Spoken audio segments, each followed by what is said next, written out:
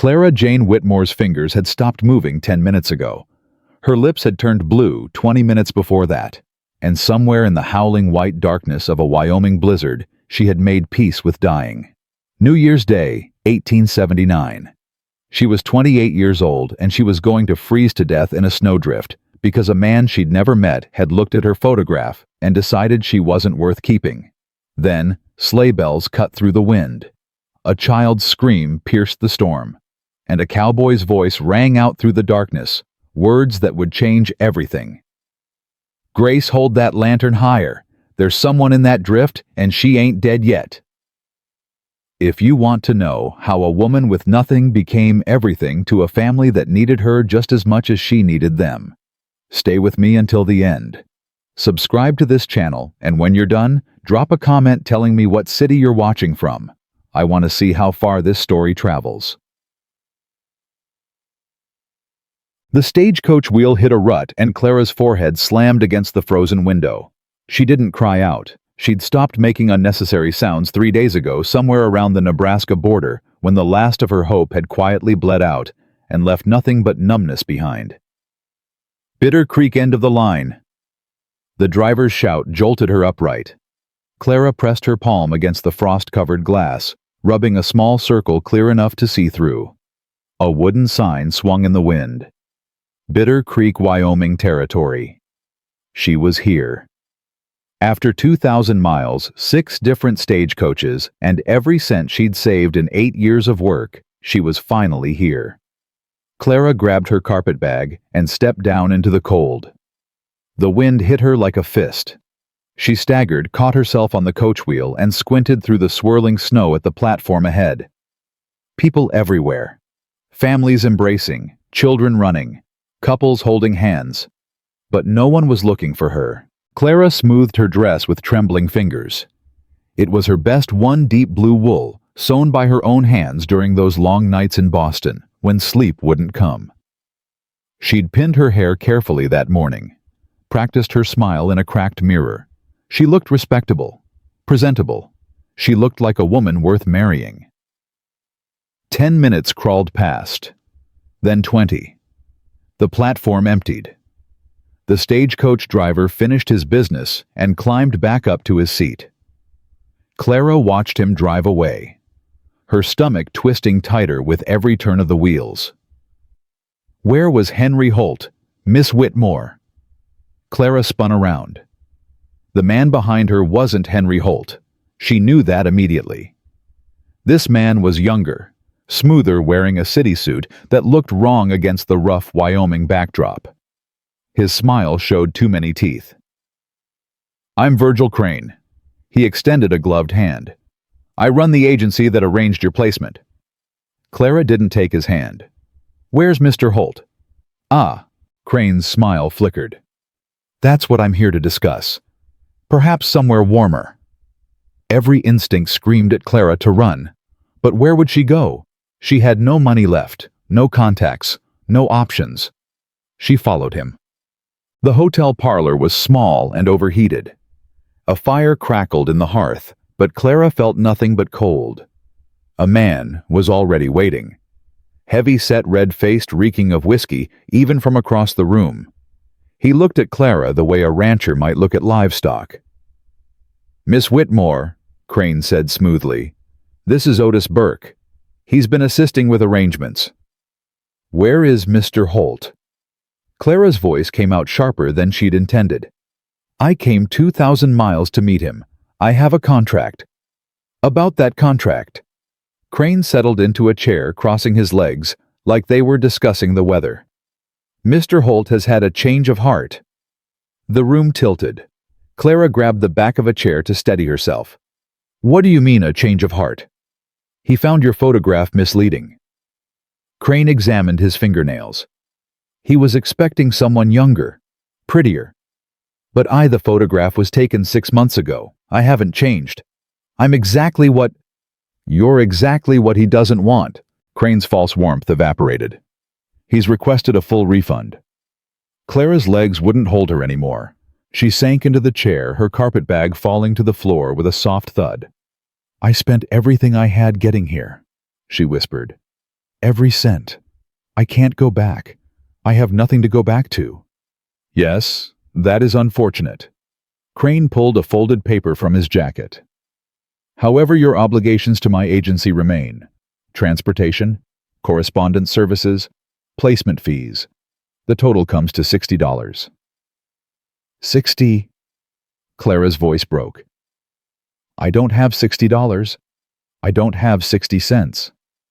I know you don't. Crane leaned forward, and his smile turned predatory. Which is why Mr. Burke has made a generous offer. Burke stepped closer. Clara pressed back in her chair, her heart hammering.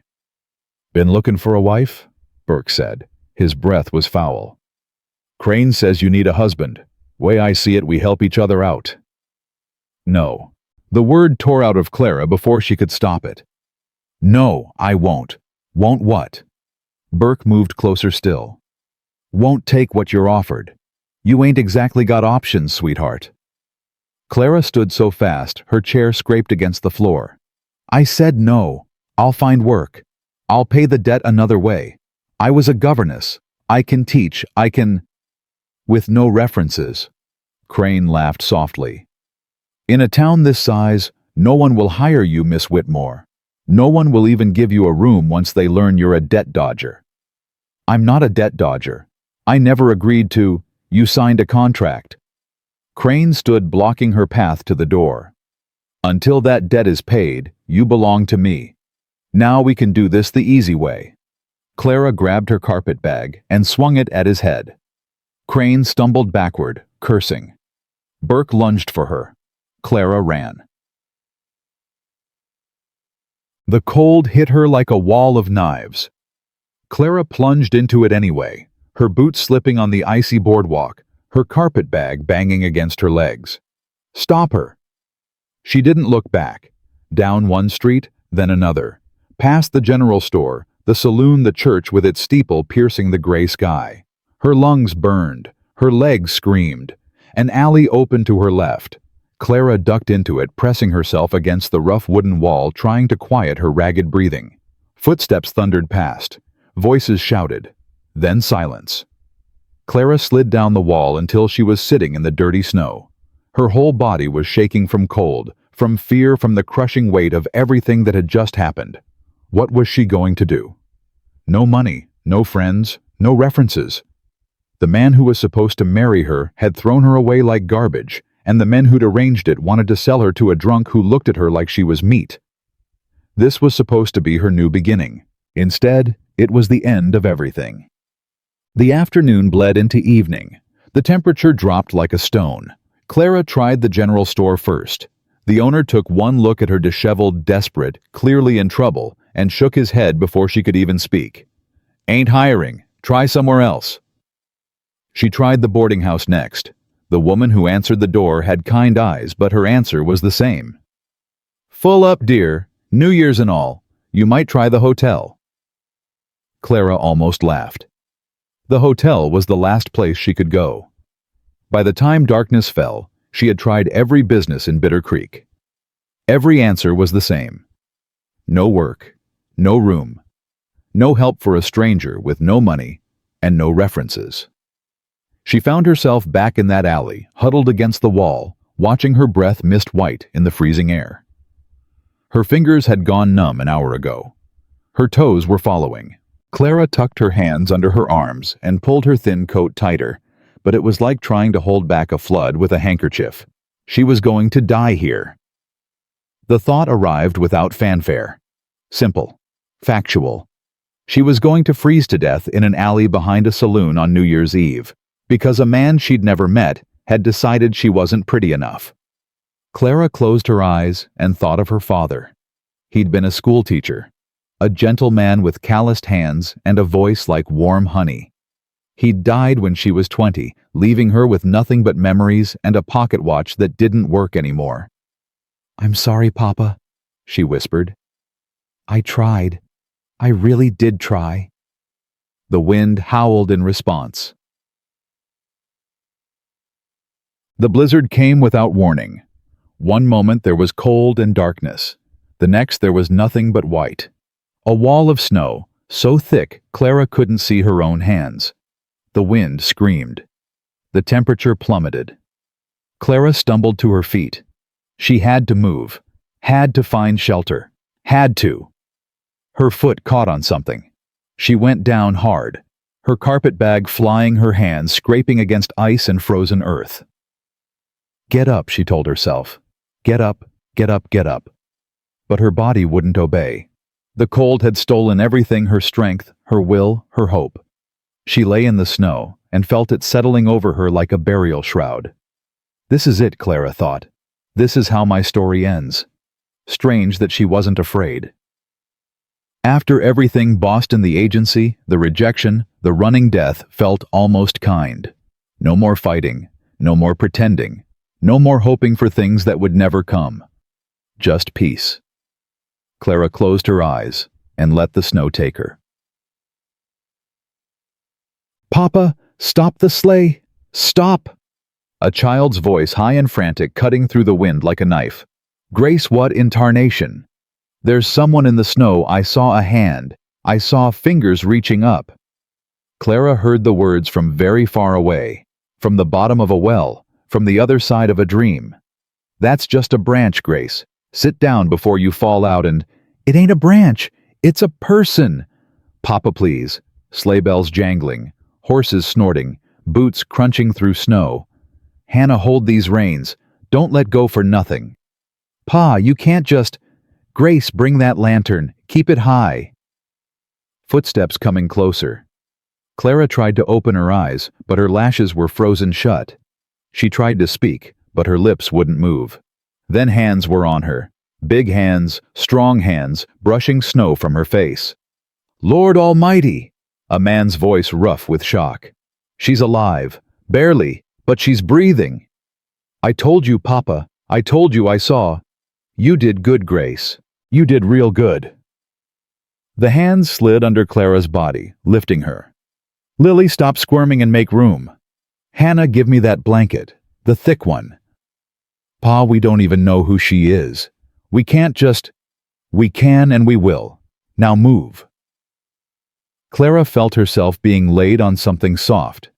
Blankets wrapped around her one after another. A small body pressed against her side, warm and alive. Is she gonna be okay, Papa? The youngest voice, trembling.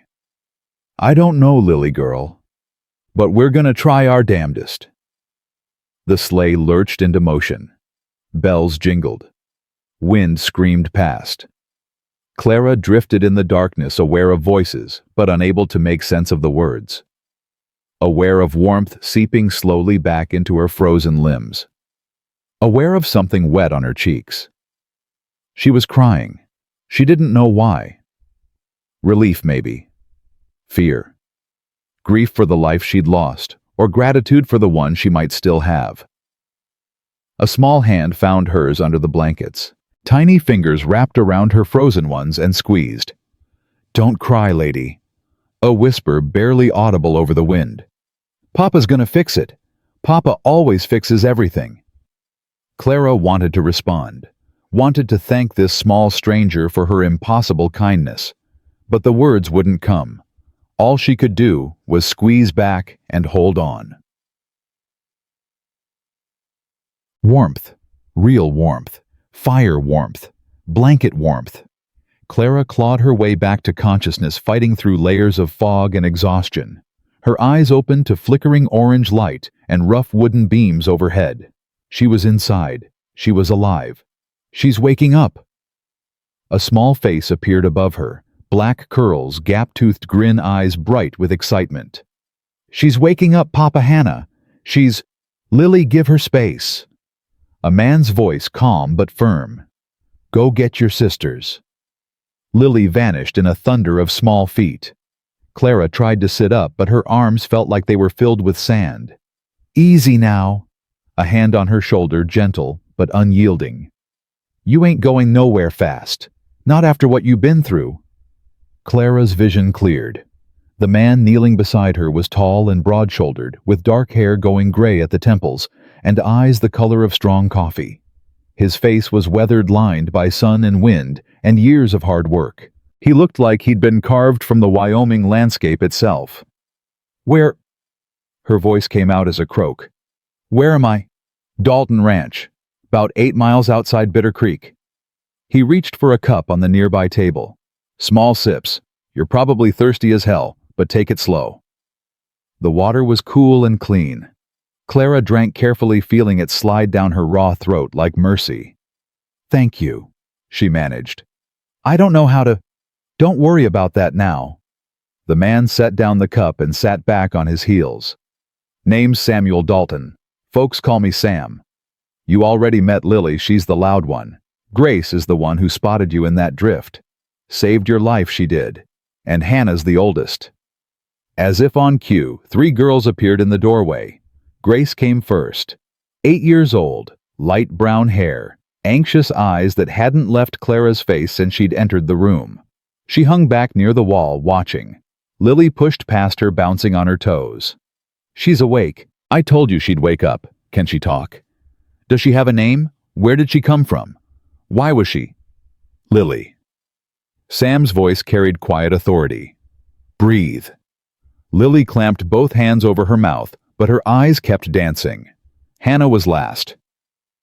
12 years old, honey blonde hair pulled back in a practical braid, arms crossed over her chest. She looked at Clara the way a ranch dog might look at a coyote, wary, suspicious, ready to defend her territory. "She shouldn't be here," Hannah said flatly. "Hannah, I'm just saying what we're all thinking, Pa. We don't know her. She could be anybody. She could be dead if we'd left her out there." Sam's voice didn't rise, but something in it made Hannah fall silent. "She's staying until she's well enough to travel. After that, we'll figure things out." Clara pushed herself up on one elbow. The room spun, then steadied. "I don't want to impose," she said. "If you could just tell me how to get back to town." "In this storm?" Sam almost smiled. "Ma'am, there's 3 feet of snow out there and more coming. Roads won't be clear for a week, maybe more. You ain't going anywhere." "A week?" Clara's heart clenched. "I can work," she said quickly. "I can cook and clean and help with whatever you need. I won't just sit here and be a burden." "Ain't nobody calling you a burden." Sam stood, his knees cracking. "Right now you rest.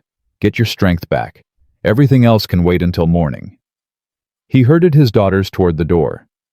Lily went reluctantly, throwing excited glances over her shoulder. Grace followed quietly, her worried eyes lingering on Clara's face. Hannah didn't move. "Pa," Sam turned. "What?" "We've been doing fine on our own." Hannah's voice was tight, controlled. "We don't need nobody coming in, and that's enough." "But Pa—" "I said enough." Sam's tone left no room for argument. "Get your sisters fed and ready for bed. I'll be there directly." Hannah's jaw clenched. She shot Clara one last look, not quite hostile, but far from friendly, and stalked out of the room. Sam sighed.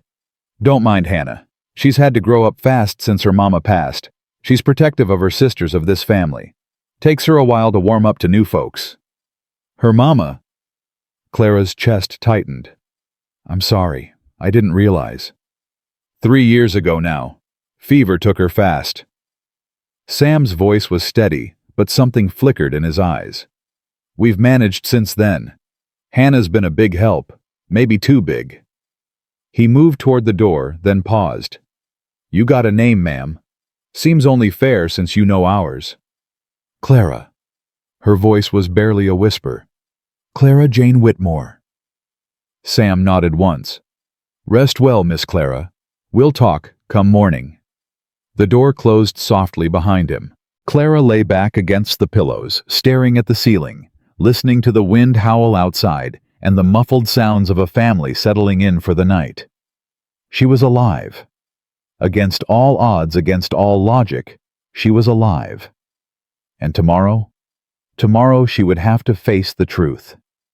Tell these people who she really was, what she'd done, why she'd been left to die in a snowdrift on New Year's Eve. But that was tomorrow. Tonight she was warm, She was safe. She was alive. For now, that would have to be enough. So, Clara slept in fits and starts, her dreams full of snow and screaming wind, and a hand reaching out of the darkness. She woke to gray light filtering through the window and the smell of coffee drifting from somewhere in the house. For a long moment, she just lay there taking stock of her body. Her fingers moved, her toes wiggled. Everything ached, but it was a dull ache now, not the sharp agony of frozen flesh. She was going to live. The door cracked open, and a small face peered through. "She's awake." Lily's voice could probably be heard in the next county. "Papa, she's—" "Lily." Sam's voice patient but weary. "What did I say about yelling? Not to do it in the house." Lily didn't look remotely sorry. "But Papa, she's awake, and you said I could ask her name when she woke up and she's awake, so I heard you the first 3 times." Sam appeared behind his daughter, gently steering her out of the doorway. "Miss Clara, there's breakfast if you feel up to walking to the kitchen. If not, I can bring something in." Clara pushed herself upright. Her head swam, but only for a moment. "I can walk." She swung her legs over the side of the bed, then realized she was wearing a nightgown that didn't belong to her. Her cheeks flushed. My clothes. Hannah washed and dried them last night. They're on the chair there." Sam tactfully turned away.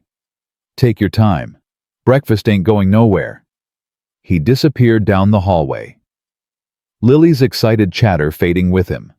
Clara dressed quickly, her fingers fumbling with buttons that seemed too small for her still clumsy hands.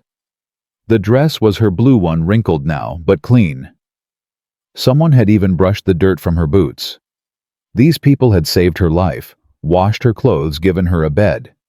And she was about to repay them with the truth. The kitchen was warm and bright, filled with the smell of bacon and fresh bread. Sam stood at the stove flipping something in a heavy iron pan. Lily was setting the table with more enthusiasm than precision forks went flying, spoons clattered to the floor. Grace sat in the corner, a piece of paper in her lap and a stub of charcoal in her hand. She was drawing something, her brow furrowed in concentration. Hannah was nowhere to be seen. "Miss Clara." Lily abandoned her silverware duties and bounded over. "You're walking. Papa said you might not be able to walk for days and days, but you're walking. Does it hurt? Are you hungry?" "I'm hungry. I'm always hungry. Papa says I eat like a ranch hand." "Lily." Sam's voice carried a warning. "I'm just asking questions." "You're asking 100 questions. Let the woman sit down." Clara couldn't help it. She smiled. It felt strange on her face, like wearing a garment that hadn't fit in years. But Lily's enthusiasm was impossible to resist.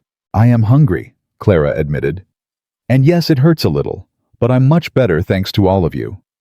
She took a seat at the table. Grace looked up from her drawing, met Clara's eyes for a brief moment, then quickly looked away. "That was very brave what you did," Clara said softly. "Spotting me in that storm. Your father said you saved my life." Grace's cheeks flushed pink. She shook her head, still not looking up. "She don't talk much," Lily supplied helpfully. "She's shy, but she draws real good. Show her Grace. Show her the one you did of the horses. Lily, let your sister be." Sam set a plate in front of Clara. Bacon, eggs, biscuits. More food than she'd seen in days. "Eat up, Miss Clara. You need your strength." Clara ate. She tried to go slowly, tried to mind her manners, but her body had other ideas. Before she knew it, the plate was empty and she was reaching for a biscuit without thinking. "Sorry," she said, her cheeks burning. It's been a while since—" "Nothing to apologize for." Sam refilled her coffee cup. "A body's got to eat." The back door banged open. Hannah stomped in her boots crusted with snow, her face red from cold. "Horses are fed," she announced. "Chickens, too. Ice on the water troughs thick as my arm had to break it with the axe." "Good girl." Sam nodded approvingly. "Breakfast's ready." Hannah grabbed a plate and sat down at the far end of the table, as far from Clara as possible. She ate in silence, her eyes fixed on her food. The tension in the room was thick enough to cut. Finally, Sam cleared his throat. "Miss Clara, I reckon you've got a story to tell. About how you ended up half frozen in a snowdrift on New Year's Eve." Clara set down her coffee cup. This was it, the moment of truth. "I was a governess in Boston," she began slowly. "For 8 years I taught children from wealthy families. Reading, writing, arithmetic department." She paused, her hands tightening around the cup. "The last family I worked for, the Welleses, the husband. He wasn't a good man." Sam's expression didn't change, but something shifted in his eyes. "He made advances. I refused. He fired me and wrote a letter to every agency in the city saying I was—" Clara swallowed hard. "Saying I was immoral, that I had tried to seduce him." "That's a lie." Lily's voice was indignant. "You're not immortal. You're nice." "Immoral." "Lily," Hannah corrected quietly. "It means bad." "She's not bad either." "Lily." Sam's voice was gentle. "Let Miss Clara finish." Clara took a breath. "After that, no one would hire me. I couldn't get references, couldn't find work. I was running out of money, running out of options. So when I saw an advertisement for a mail-order bride agency, I thought—" She laughed bitterly. "I thought it was my chance at a new start." "Crane's agency," Sam said. It wasn't a question. Clara looked up sharply. "You know him. Know of him. Man's been investigated twice for fraud. Nothing ever stuck, he's careful, but everyone around here knows what he really is." Sam's jaw tightened. "What happened when you got here?" "The man I was supposed to marry, Henry Holt, he rejected me. Said my photograph was misleading. Said I wasn't." Clara's voice broke. "Wasn't what he ordered."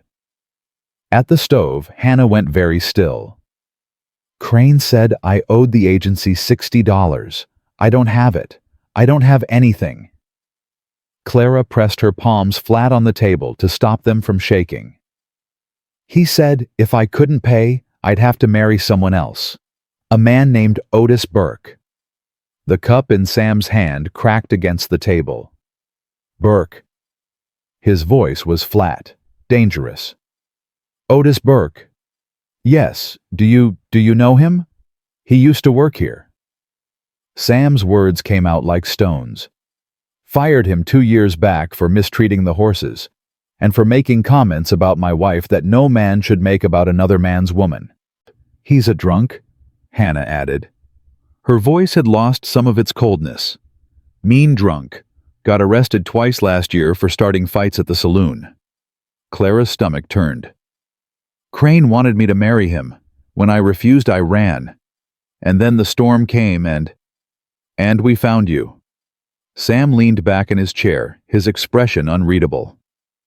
"Miss Clara, I'm going to ask you something and I need you to answer honest. Are Crane and Burke going to come looking for you?" "I don't know." Clara's voice was barely a whisper. "Probably. Crane said I owed him. Said until the debt was paid, I belonged to him." "You don't belong to nobody." Sam's voice was firm. "That ain't how things work. Contract was with Holt, not with Crane's agency. And even if it wasn't, you can't be forced into marriage to settle a debt. That ain't legal and it ain't right." "But the $60 is Crane's problem, not yours." Sam stood moving to the window. He stared out at the endless white for a long moment. "Roads are closed. Won't be clear for a week at least. That gives us time to figure things out." "Us?" Clara's heart stuttered. "Mr. Dalton, I can't ask you to—" "You ain't asking. I'm offering." Sam turned to face her. "You stay here until the road's clear. Help around the house if you want. Lord knows we could use it. And when Crane comes calling, because he will, we'll deal with him together." "Pa." Hannah's voice was sharp. "We don't know her. She could be lying about everything. She could be a lot of things." Sam's eyes never left Clara's face. "But I've been reading people my whole life, Hannah. And what I see here is a woman who's had nothing but bad luck and bad men, and who needs someone to finally treat her decent." Clara felt tears burning behind her eyes. She blinked them back furiously. "I don't know how to repay you," she whispered. "Ain't asking for repayment." Sam almost smiled. "Just asking for honest work while you're here. Can you do that?" Clara nodded. She didn't trust her voice. "Good." Sam grabbed his hat from a hook by the door. "I got to check on the cattle.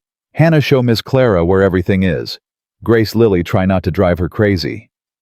"I never drive anyone crazy," Lily protested. "I'm delightful." "You're something all right." Sam ruffled her hair, then disappeared into the swirling white. The door closed behind him, and Clara was left alone with three girls who were watching her with three very different expressions: suspicion, curiosity, hope. She didn't know yet what she'd done to deserve this chance. Didn't know if she could ever repay these people for their kindness. But she was going to try. God help her, she was going to try. That first day passed in a blur of small discoveries. Clara learned that Hannah ran the household with fierce efficiency, cooking, cleaning, mending clothes, all while keeping her sisters in line. She was 12 going on 40, with a spine of iron and a heart she kept locked away where no one could hurt it. She learned that Grace rarely spoke, but her eyes missed nothing. The girl had a gift for drawing. Her sketches of horses and mountains and wildflowers were breathtaking. But she flinched when anyone looked at them, as if she expected criticism instead of praise. And she learned that Lily never stopped talking. Ever. About anything. The child's mouth was a river with no dam. "Do you like horses? I love horses. Papa says I was born in a saddle." "That's not true. I was born in Mama's bed, but I like horses so much it might as well be true." "Do you know how to ride? Hannah can ride real good." "Grace falls off sometimes, but she's getting better.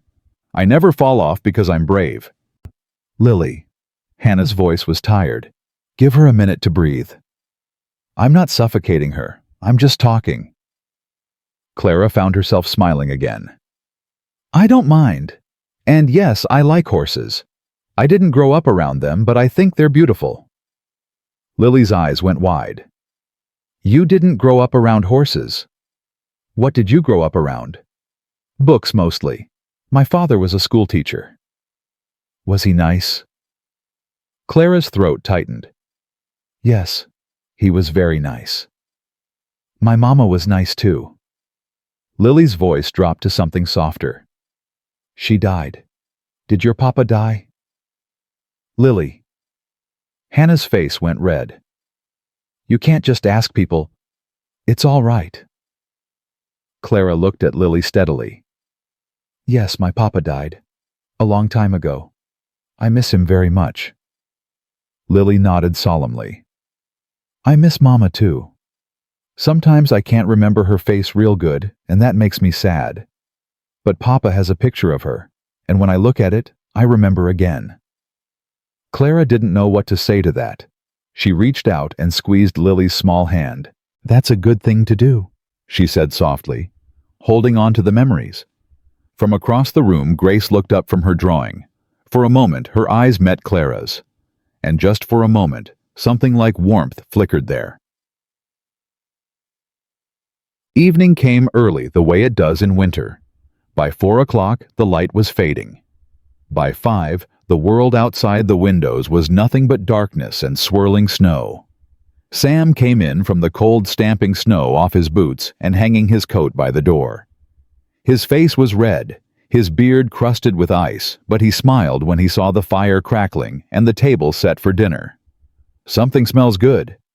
"Miss Clara made stew," Lily announced. I stirred it." "She stirred it for about 30 seconds, Hannah corrected. "Then she got bored and went to play with the cat." "Stirring is helping." Sam caught Clara's eye and raised an eyebrow. She shrugged, a smile tugging at her lips. She did help. A little. They ate together around the wooden table. Sam at one end, Clara at the other, the three girls in between. The stew was simple beef and potatoes and whatever vegetables Clara had found in the cellar, but the girls ate like it was a feast. "This is good," Grace said quietly. It was the first full sentence Clara had heard from her all day. "It really is." Sam wiped his mouth with the back of his hand. "Been a while since we had anything this tasty." Hannah's jaw tightened. "My cooking's fine." "Your cooking is fine," Sam agreed. "But you're 12, Hannah. You shouldn't have to do everything around here." "Somebody has to." The words hung in the air, heavy with meaning. Clara saw Sam's face tighten, saw the guilt that flickered there before he masked it. "Well," he said quietly, "maybe now somebody can help." Hannah didn't respond.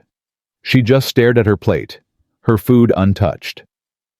After dinner, Sam sent the girls to get ready for bed. Lily protested loudly. Grace went without a word.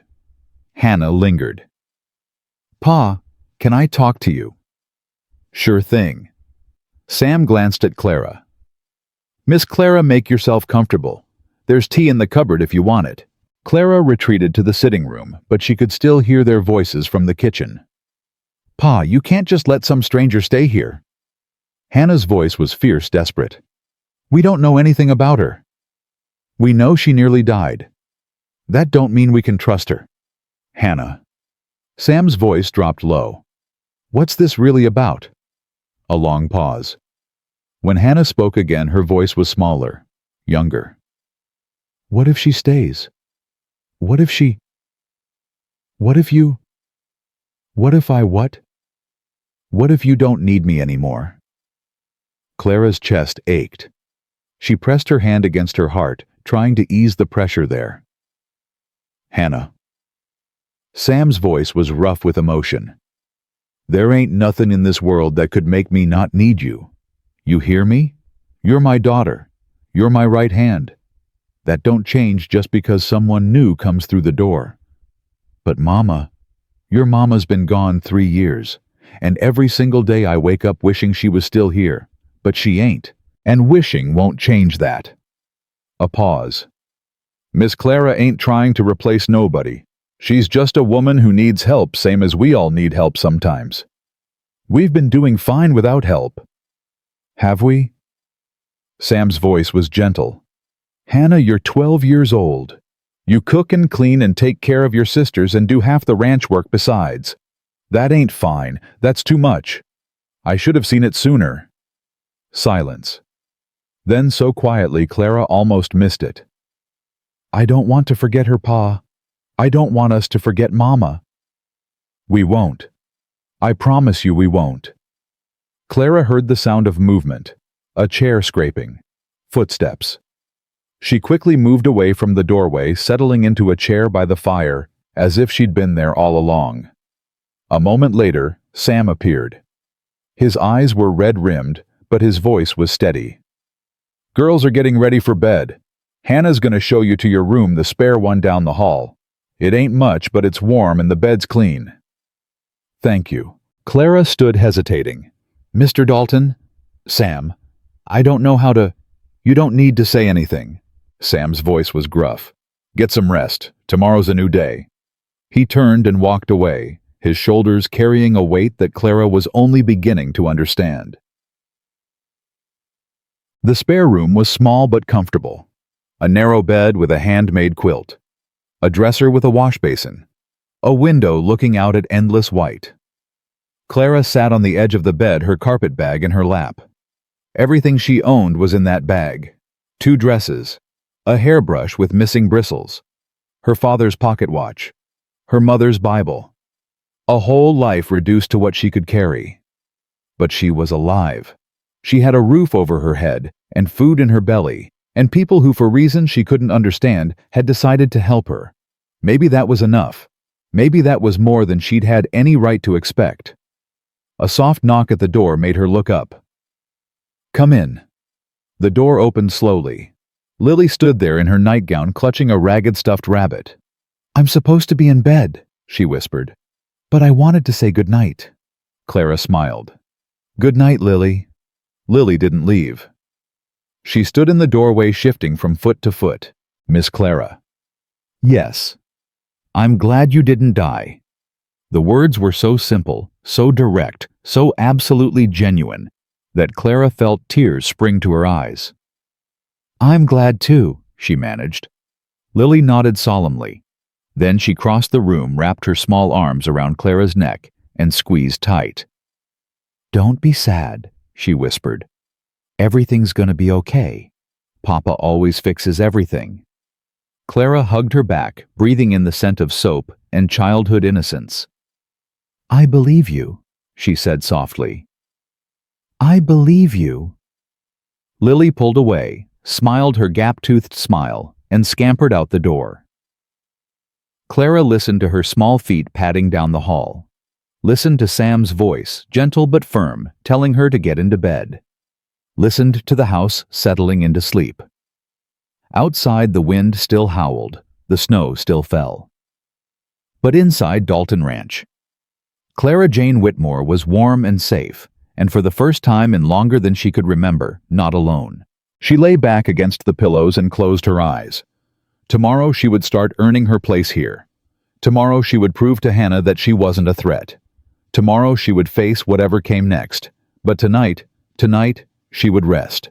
And for the first time in weeks, when sleep finally came, there were no nightmares. Only warmth. Only safety. Only the sound of a child's voice echoing in her heart. Papa always fixes everything. Maybe Clara thought drowsily, maybe some things could still be fixed. Maybe she could still be fixed.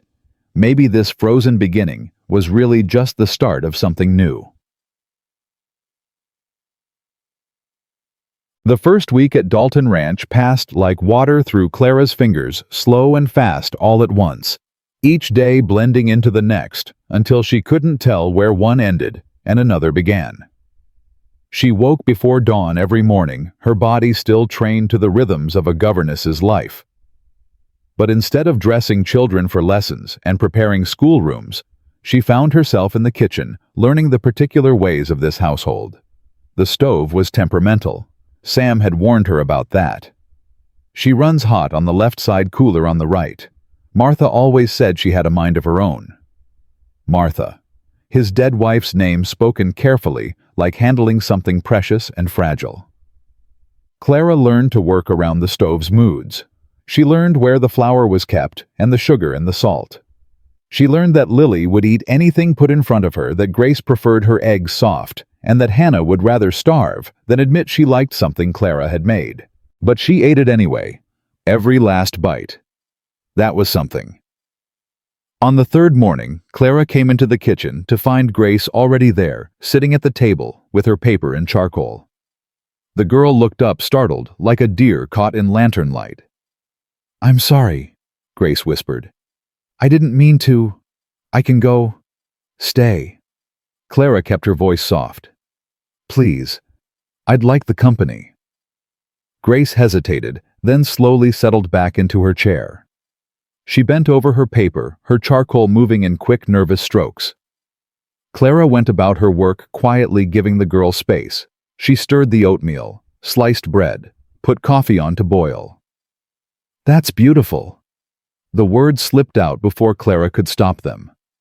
Grace had turned her paper slightly, and Clara caught a glimpse of the drawing a horse captured mid-gallop, its mane streaming like water in the wind. Grace's hand flew to cover it. It's not finished. It's still beautiful. Clara crouched down beside her, careful not to crowd. May I see? For a long moment Grace didn't move. Then slowly she lifted her hand. The drawing was more than beautiful. It was alive. Every line showed movement, energy, spirit. The horse seemed ready to leap off the page and thunder across the plains. Grace, Clara's voice was hushed. This is extraordinary. Where did you learn to draw like this? Nowhere. Grace's voice was barely audible. I see things. In my head. And I try to put them on paper. You do more than try. You succeed. Clara sat back on her heels. Does your father know how talented you are? Grace shook her head quickly. Papa's busy. He's got the ranch and us girls and he don't need to worry about silly drawings. They're not silly. Hannah says they are. Grace's voice dropped even lower. She says I should spend less time with paper and more time learning useful things, like cooking and mending and taking care of the house. Clara felt a flash of irritation followed quickly by understanding. Hannah was 12 years old, carrying the weight of a household on her narrow shoulders. Of course, she resented anything that looked like wasted time. "Can I tell you something?" Clara asked. Grace nodded.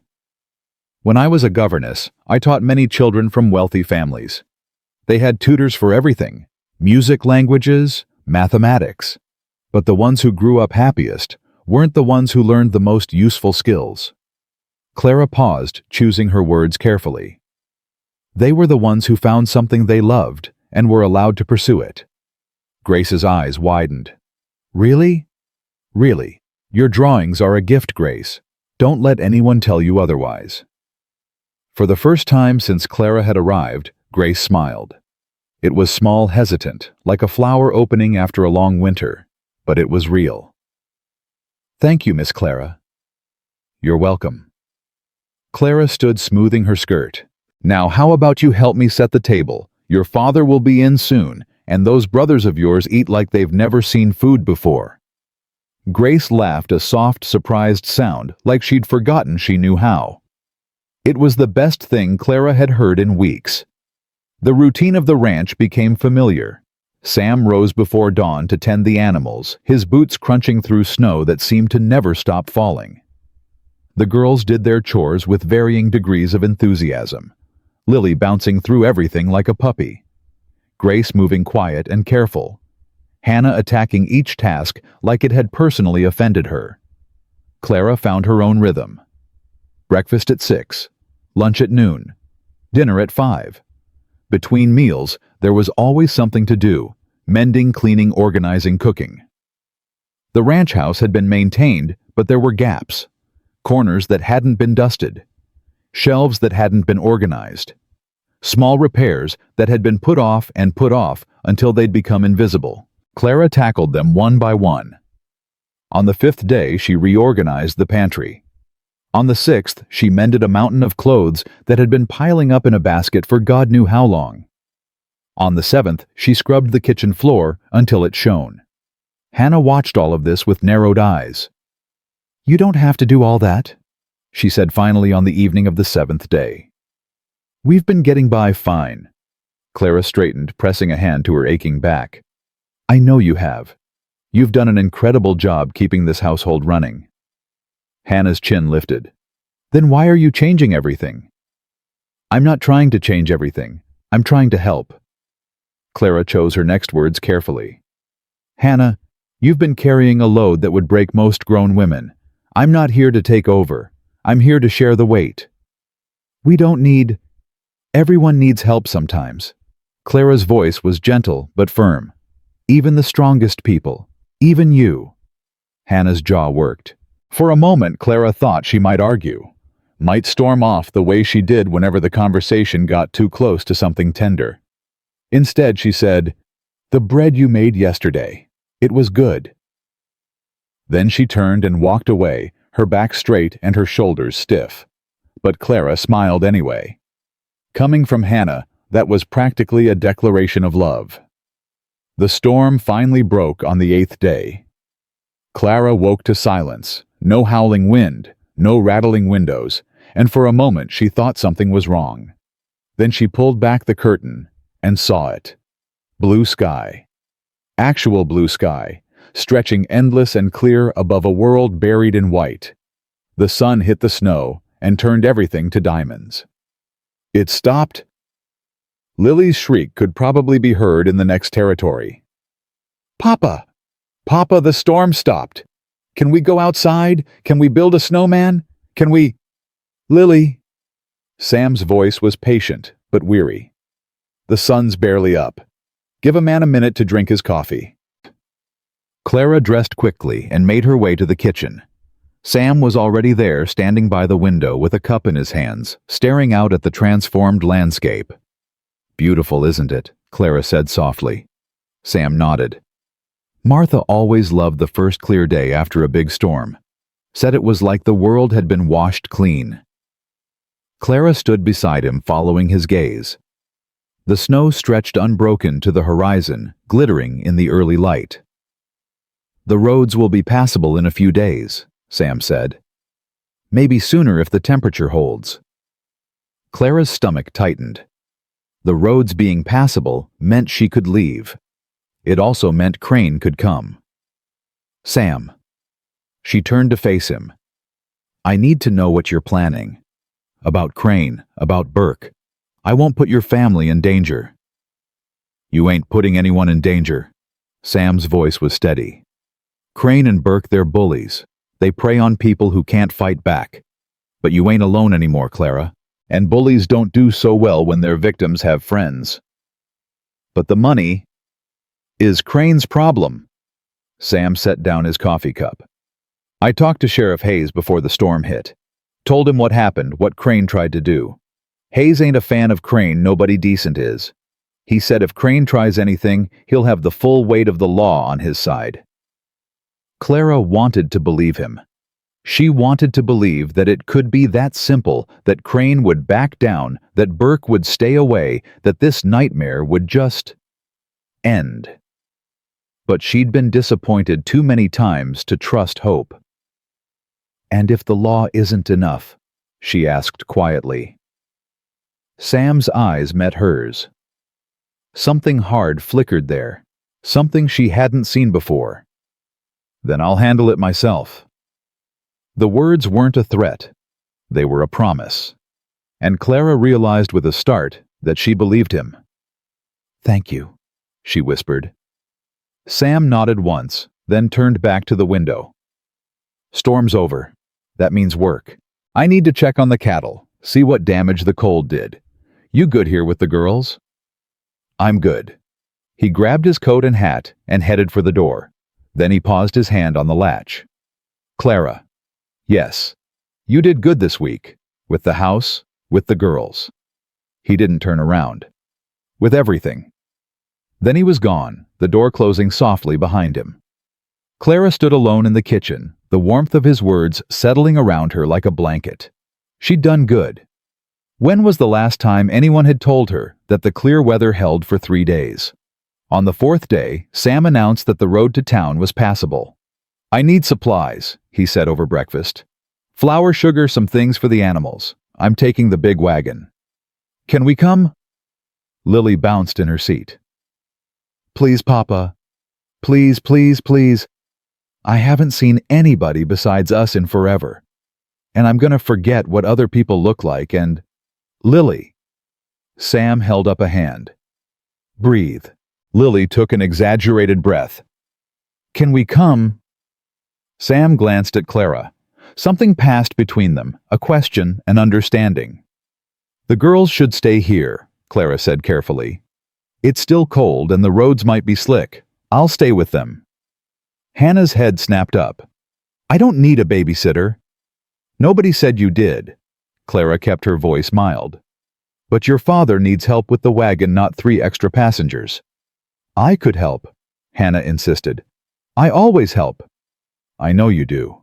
Sam's voice was gentle. And I appreciate it, Hannah. But this time, I need you to stay here and look after your sisters.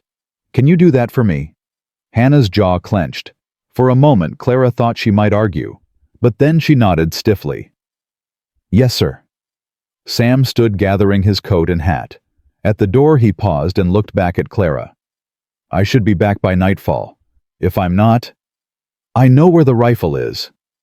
A ghost of a smile crossed his face. Good. Then he was gone.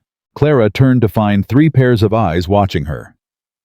Well, she said brightly, what should we do today? Lily's hand shot up. Snowman. Grace whispered something too quiet to hear. Hannah just glared. Clara smiled. Let's start with breakfast. Then we'll see. The morning passed peacefully enough.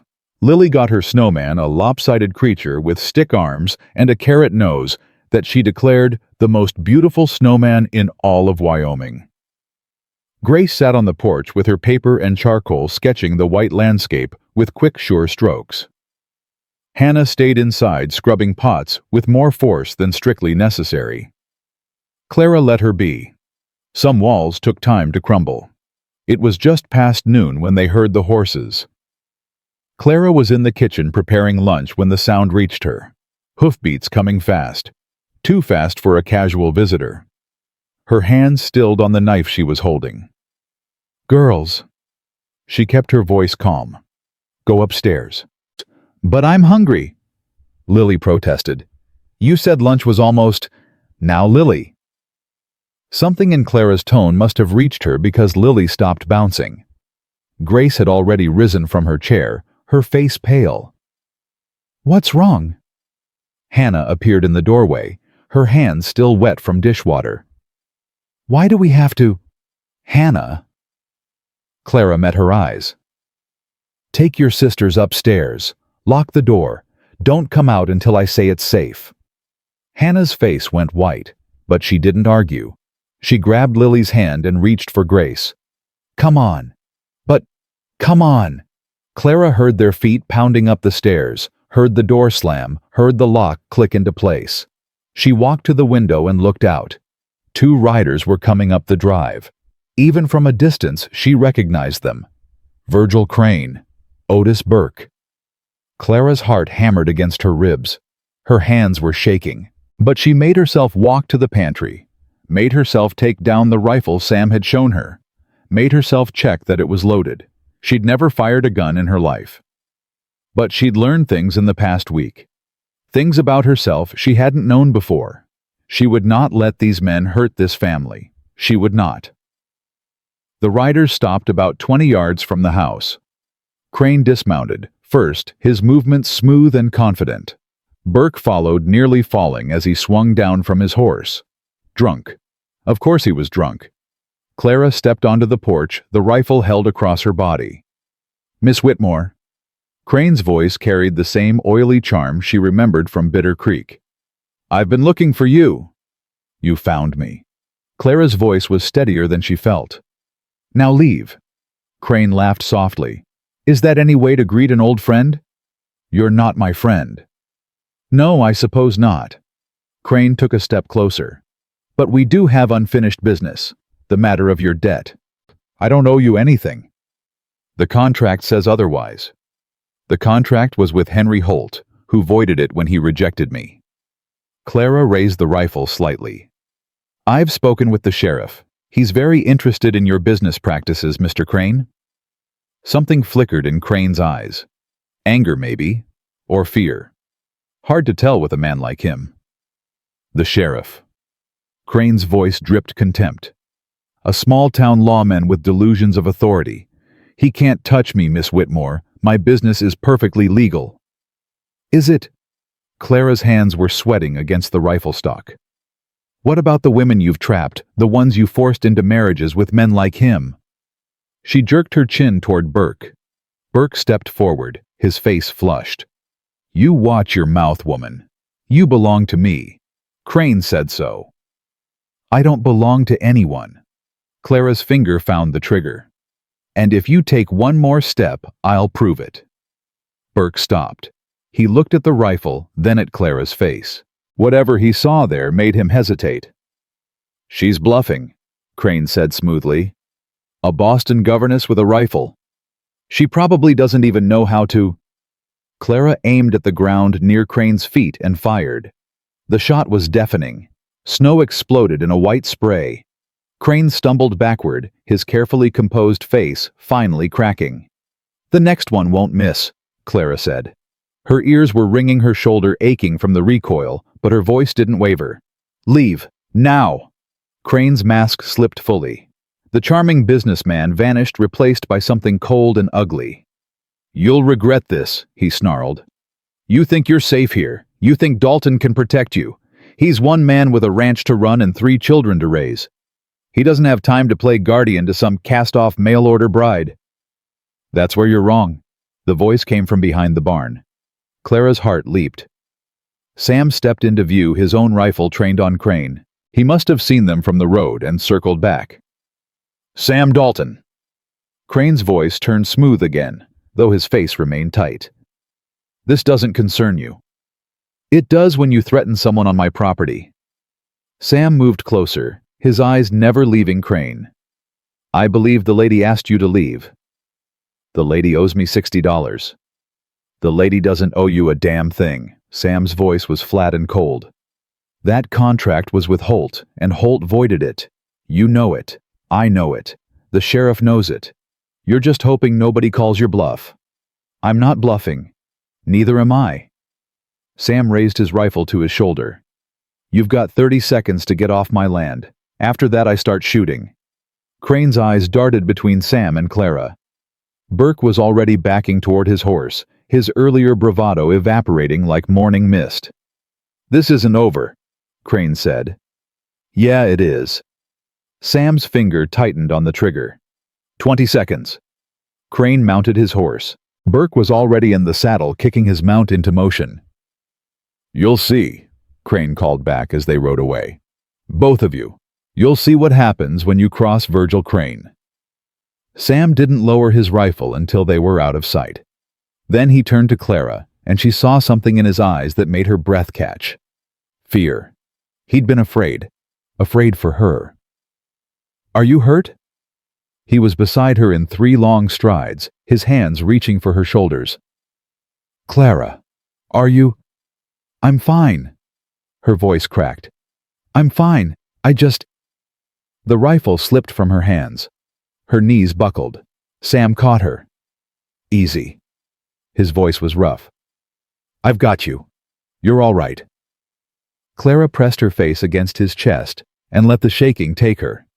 All the fear she'd been holding back came flooding out, the terror of those few minutes alone, facing 2 men who wanted to hurt her, not knowing if she could protect herself or the girls or anyone. You did good. Sam's hand moved to her hair, stroking gently. Clara, you did so good. You were so brave. I was terrified. That's what brave is. His arms tightened around her. Being terrified and doing it anyway. They stood there for a long moment, Clara trembling in his arms, Sam holding her like she was something precious that might shatter. Then from the upstairs window came Lily's voice, high and excited. Miss Clara shot at the bad men. Did you see Papa? Did you see? Clara laughed. It came out wet and shaky, but it was real. I should go to them, she said, pulling back reluctantly. They must be frightened. Go. Sam released her, but his eyes stayed on her face. I'll put the horses up and be in directly. Clara turned toward the house, then paused. Sam? Yeah. Thank you. For coming back when you did. His jaw tightened. I should have been here sooner. Should have known Crane wouldn't let things lie. You couldn't have known. I should have. He shook his head. Go on, the girls need you. Clara climbed the porch steps and went inside. Upstairs, she could hear Lily chattering and Grace's quiet murmurs, and Hannah's sharp voice trying to restore order. Her family. The thought stopped her cold. No, not her family. She was a guest here, a temporary presence in a house that would keep standing long after she was gone. But as she climbed the stairs and opened the door to find 3 girls rushing toward her, Lily flinging herself at Clara's waist, Grace hovering close with anxious eyes, even Hannah standing near with something like concern on her face. Clara wondered if maybe, just maybe, temporary things could become permanent. If maybe broken people could find their way to wholeness. If maybe she'd finally found a place where she belonged. That night, after the girls were in bed and the house was quiet, Clara found Sam on the porch. He was sitting in the old rocking chair, staring out at the snow-covered fields. The moon was full, casting everything in silver light. Clara sat in the chair beside him. For a long moment, neither of them spoke. Thank you, she finally said, for what you did today, for everything you've done. You don't have to keep thanking me. Yes, I do. Clara turned to face him. Sam, you saved my life. You gave me a home when I had nothing. You stood between me and men who wanted to hurt me. I don't know how I'll ever—" "Stop." Sam's voice was quiet but firm. "You don't owe me anything, Clara. Not thanks, not gratitude, not obligation. What I'm doing isn't because I expect something in return." "Then why?" The question hung in the cold air. Sam was silent for a long time.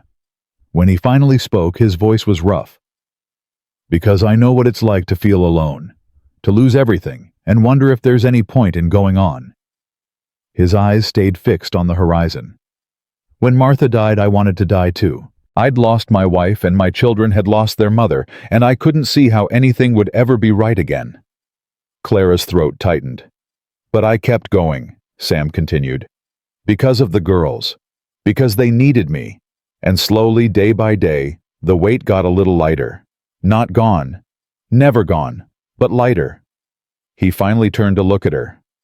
"When I saw you in that drift, I saw someone at the end of their rope. Someone who'd given up. And I thought, maybe I could do for you what the girls did for me. Give you a reason to keep fighting." Clara felt tears sliding down her cheeks. She didn't wipe them away. "You did," she whispered. "You gave me that." "Good." Sam's voice cracked on the word. That's good." They sat in silence as the moon rose higher and the temperature dropped and the stars wheeled overhead. And Clara thought about endings and beginnings and how sometimes the worst moments of your life could lead you exactly where you needed to be. "Sam, yeah. I'd like to stay. Not just until the roads are clear, not just until Crane gives up." She took a breath. "I'd like to stay as long as you'll have me." Sam turned to look at her. In the moonlight, his face was unreadable. "Clara, I'm not asking for anything you're not ready to give," she said quickly. "I know we barely know each other. I know there are 100 reasons why this doesn't make sense, but I feel more at home here in 2 weeks than I've felt anywhere in 10 years, and I think maybe I could be useful. Maybe I could help. Maybe—" "Clara." Sam's hand found hers in the darkness. His fingers were rough and warm. "Yes." She blinked. "Yes. Yes, you can stay. As long as you want. For as long as you need." Clara's heart was pounding so hard she was sure he could hear it. "Thank you. Stop thanking me." But he was almost smiling. "And Clara, yes. You're not just useful. You're not just help." His hand tightened on hers. You matter. To the girls. To this place." A pause. "To me." Clara couldn't speak. Couldn't breathe.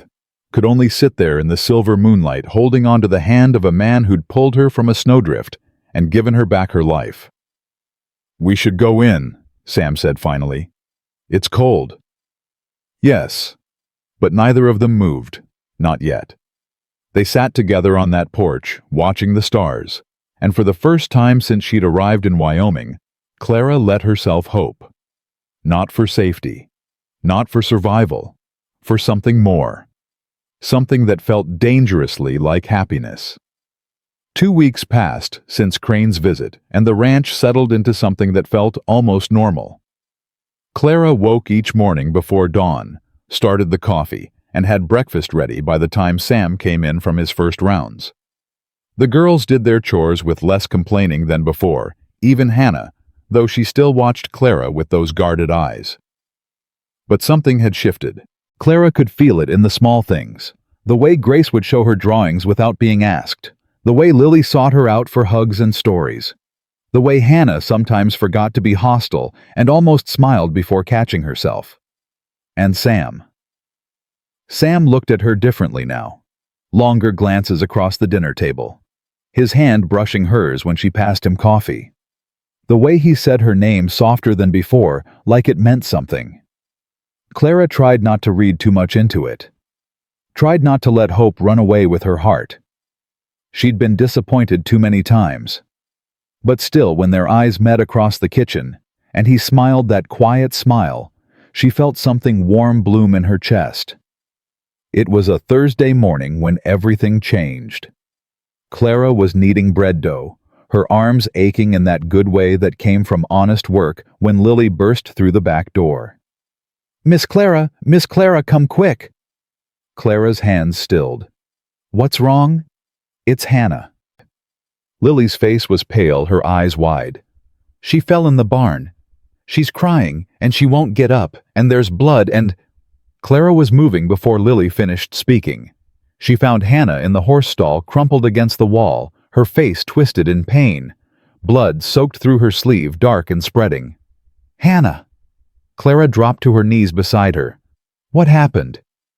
"Stupid horse." Hannah's voice was thin, strained. "Spooked and knocked me into the rail. I tried to catch myself, but—" She held up her arm. A deep gash ran from her elbow to her wrist, the edges ragged and angry. Clara's stomach lurched, but she kept her voice calm. "Grace, go get clean cloths from the kitchen, the ones in the drawer by the stove. Lily, find your father. He's in the north pasture. Go now." Both girls ran. "It's bad, isn't it?" Hannah's voice shook. She was trying to be brave, but Clara could see the fear in her eyes. "I can't feel my fingers right. Something's wrong." "Let me see." Clara gently took Hannah's arm, examining the wound. It was deep, too deep. She could see muscle beneath the torn skin. This needed a doctor. "We need to get you to the house," Clara said. "Can you stand?" "I think so." Clara helped her up, keeping pressure on the wound with her own hand. Hannah leaned against her, her face gray. "I'm sorry," Hannah whispered. "Don't be sorry. Accidents happen." "No, I mean—" Hannah stumbled, and Clara caught her weight. I'm sorry for how I've been. For being mean to you. For—" "Hannah." Clara stopped, turning to face her. "We can talk about that later. Right now I need you to focus on walking. Can you do that?" Hannah nodded, her jaw tight. They made it to the house just as Sam came running from the north pasture, Lily clinging to his back. "What happened?" His voice was sharp with fear. "Hannah, let me see." "It's deep," Clara said quickly. "She needs a doctor." Sam's face went white when he saw the wound, but his hands were steady as he examined it. "She's right. This needs stitching, and I ain't got the skill for it." He looked at Clara. "I'll take her to town. Doc Morrison's been the physician there for 20 years. He'll fix her up." "I'll come with you." "No." Sam shook his head. "Someone needs to stay with Grace and Lily. They're scared." Clara wanted to argue, but she looked at Grace, standing in the doorway, her face pale, and Lily hiding behind her sister's skirt, and she knew he was right. "Go," she said. "Hurry." Sam lifted Hannah into his arms like she weighed nothing. "I'll be back as soon as I can." "Papa?" Hannah's voice was small. "I'm scared." "I know, baby girl." Sam's voice cracked. "But you're going to be fine, I promise." He carried her to the wagon. Clara watched them go, her heart in her throat, until they disappeared down the road. Then she turned to the two girls still standing in the doorway. "Come inside," she said gently. "Let's get you both something warm to drink." The hours crawled by. Clara kept Grace and Lily busy as best she could. She made hot chocolate. She played games. She read stories. But nothing could shake the fear that hung over the house like a storm cloud. Grace didn't draw. She sat by the window watching the road, her hands twisting in her lap. Lily couldn't stop talking. What if Hannah dies? People die when they lose blood. Mrs. Patterson's husband died from losing blood. What if Hannah? Hannah's not going to die. Clara pulled Lily onto her lap. "The doctor will stitch her up and she'll be home before you know it." "Promise." Clara hesitated. She didn't want to make promises she couldn't keep. "I promise your father is doing everything he can," she said finally. "And that's what matters." Lily buried her face in Clara's shoulder. I don't want Hannah to die. I know she's bossy and mean sometimes, but I don't want her to die. She's not going to die, sweetheart. But Mama died. The words hit Clara like a blow. That was different, she said softly. Your mama was sick. Hannah's just hurt. It's not the same thing. How do you know? Clara didn't have an answer for that. She just held Lily tighter and prayed she was right. It was nearly dark when the wagon finally appeared on the road. Grace saw it first. They're back. All three of them rushed to the porch. Clara's heart was pounding so hard she could barely breathe. Sam pulled the wagon up to the house and climbed down. His face was exhausted, but he was smiling. She's gonna be fine, he said. Doc stitched her up good. Said she was lucky another inch deeper and she might have lost use of her hand. Clara's knees went weak with relief. Where is she? Sleeping in the back. Doc gave her something for the pain. She'll be out for a while. Sam lifted Hannah from the wagon. She was pale, her arm wrapped in clean white bandages, but she was breathing steadily. Let me help. Clara moved to open the door, holding it wide, as Sam carried his daughter inside. They settled Hannah in her bed. Grace and Lily crowded close, their faces anxious. Can I stay with her? Lily asked. I'll be quiet, I promise. Sam hesitated, then nodded. Just for a little while. And quiet means quiet, Lily. Not your version of quiet. I know the difference. Do you? Despite everything, Lily almost smiled. Sam ushered the other girls out and closed the door. In the hallway, he leaned against the wall and let out a long breath. That was the longest ride of my life, he said quietly. I can imagine. Clara touched his arm. Are you all right? Am now. His hand covered hers. Thank you. For keeping the girls calm. For being here. I didn't do much. You did everything.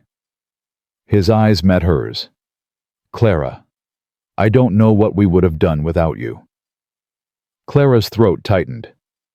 You would have managed. You've been managing for 3 years. Managing ain't the same as living. Sam's voice was rough. Before you came, we were just surviving, going through the motions. But now, he shook his head. Now it feels different. Better. Like maybe we're not just surviving anymore. Clara didn't know what to say. Didn't know if she could speak without crying. So she just squeezed his hand and hoped he understood. Hannah woke the next morning groggy and sore, but very much alive. Clara brought her breakfast in bed, soft eggs, toast, and tea. Hannah looked at the tray, then at Clara, and something crumbled in her expression. You didn't have to do this. I wanted to. Clara set the tray on Hannah's lap. How are you feeling? Like I got kicked by a horse. Hannah tried to smile, but it wobbled. Miss Clara? Yes. I'm sorry. The words came out in a rush. For being so awful to you. For making you feel unwelcome. For... Hannah. Let me finish. Please. Hannah's eyes were bright with unshed tears. When you first came, I was so scared. I thought you were going to take over, take my place. I've been taking care of this family since Mama died. It's all I know how to do. And I thought if you came in and did everything better, then Papa wouldn't need me anymore. Clara's heart broke. Oh, Hannah. She sat on the edge of the bed and took the girl's uninjured hand. That's not how it works. Your father will always need you. You're his daughter. Nothing can change that. But you do everything better than me. Hannah's voice cracked. The cooking, the cleaning, taking care of Grace and Lily. I've been trying so hard for 3 years, and you just came in and... Stop. Clara's voice was firm but gentle. Hannah, listen to me. You've been doing a job that most grown women couldn't handle. You've been mother and sister and helper all at once, and you've been doing it since you were 9 years old. That's not something to be ashamed of. That's something to be proud of. Then why does it feel like I failed? Because you're 12. Clara squeezed her hand. You're not supposed to carry this weight alone. Nobody is. And asking for help, accepting help, isn't failure. It's wisdom. Hannah stared at her for a long moment. Then slowly she started to cry. Not the angry tears Clara had seen before. These were different, deeper. The tears of a child who'd been holding everything together for too long and finally felt safe enough to let go. Clara gathered her into her arms, careful of the injured arm, and held her while she sobbed. "It's okay," she murmured. "I've got you. It's okay. I miss Mama." The words were muffled against Clara's shoulder. "I miss her so much." "I know, sweetheart. I know. And I was so scared yesterday. I thought I was gonna die, and all I could think about was that I'd never told you I was sorry. That I'd been so mean, and you'd been so nice, and I never even—" "Shh." Clara stroked her hair. "You're here now. You're safe. That's what matters." They stayed like that for a long time. Hannah crying. Clara holding her, both of them letting walls crumble that had been standing too long. When Hannah finally pulled back, her face was blotchy and her eyes were red, but something in her expression had changed. "Miss Clara." "Yes." "Thank you." Hannah's voice was small but steady. "For everything." Clara smiled and wiped a tear from Hannah's cheek. "You're welcome, sweetheart. Now eat your breakfast before it gets cold." Hannah picked up her fork. Then she paused. "Miss Clara." "Yes." Maybe I could help you in the kitchen sometime. When my arm's better. I mean, you don't have to teach me or anything, but I thought I'd love that." Clara's heart swelled. "I'd really love that." For the first time since Clara had arrived, Hannah smiled at her. A real smile, warm and genuine. "Okay." Hannah ducked her head, suddenly shy. "Okay, good." Clara left her to her breakfast and closed the door softly behind her. In the hallway she found Sam waiting. "How is she?" he asked. "Better." Clara smiled. "Much better." Something flickered in Sam's eyes. "Clara, I need to tell you something." "What is it?" He took a breath. "I went into town again this morning to check on some things." "What things?" "Crane things." Sam's jaw tightened. "I talked to Sheriff Hayes. Turns out Crane's been busy since his visit here. He's been spreading lies about you in town, saying you're a thief, that you stole money from his agency and ran off." Clara's stomach dropped. "What?" "It's all nonsense, of course. Hayes knows it. Everyone who matters knows it. But Crane's been putting pressure on the judge, filing papers, making noise about taking you to court." "Can he do that?" "He can try." Sam's voice was hard. "But he won't succeed. Hayes showed me the papers Crane filed. They're full of holes, dates that don't match up, claims that can't be verified. The judge took one look and threw the whole thing out." Relief flooded through Clara. "So it's over." "Not quite." Sam hesitated. "There's more." "More." "Crane's leaving town, packing up his whole operation and heading somewhere else. California, maybe. Somewhere nobody knows his name or his reputation." Clara blinked. "He's leaving?" "Hayes made it clear he wasn't welcome here anymore. Said if Crane didn't leave voluntarily, he'd find reasons to make him leave." Sam almost smiled. "Turns out a lot of people in Bitter Creek have stories about Crane. Women he's cheated, men he's swindled. Once Hayes started digging, it all came pouring out." Clara sat down heavily on the nearest chair. Her legs wouldn't hold her anymore. "It's really over," she whispered. "It's really over." Sam crouched down in front of her, taking her hands. "You're free, Clara. No debts, no contracts, no men coming after you in the night. You can go anywhere you want, do anything you want." Clara looked at him. At this man who'd saved her life, given her a home, fought for her when no one else would. What if what I want is to stay right here? Sam's breath caught. Clara. I know it's not proper. I know people will talk. A woman living with a widower and his children, it's not done. But I don't care about proper anymore, Sam. I spent my whole life trying to be proper and respectable, and it got me nothing but heartache. She squeezed his hands, her voice fierce. I want to stay. I want to help raise your daughters. I want to wake up every morning in this house and go to sleep every night, knowing I'm exactly where I belong. If that's not something you want, tell me now, and I'll go. I'll find somewhere else. But if there's even a chance... Clara. Sam's voice was rough. Stop talking. She stopped. He pulled her to her feet and cupped her face in his hands. His eyes were bright, intense, looking at her like she was the most precious thing he'd ever seen. I love you, he said. The words hit Clara like a thunderbolt. What? I love you. Sam laughed, the sound raw and wondering. I've been trying not to, telling myself it was too soon, too fast, too everything, but I can't help it. You came into this house like a storm and you changed everything, and now I can't imagine my life without you in it. Clara couldn't breathe, couldn't think, could only stare at this man who was looking at her like she was his whole world. Say something, Sam said. Please. I love you too. The words came out on a sob. Clara laughed and cried at the same time, tears streaming down her face. I love you too, Sam Dalton. I think I have since the moment you pulled me out of that snowdrift. Sam kissed her. It was gentle and fierce all at once, tender and desperate. A promise and a question answered in the same breath.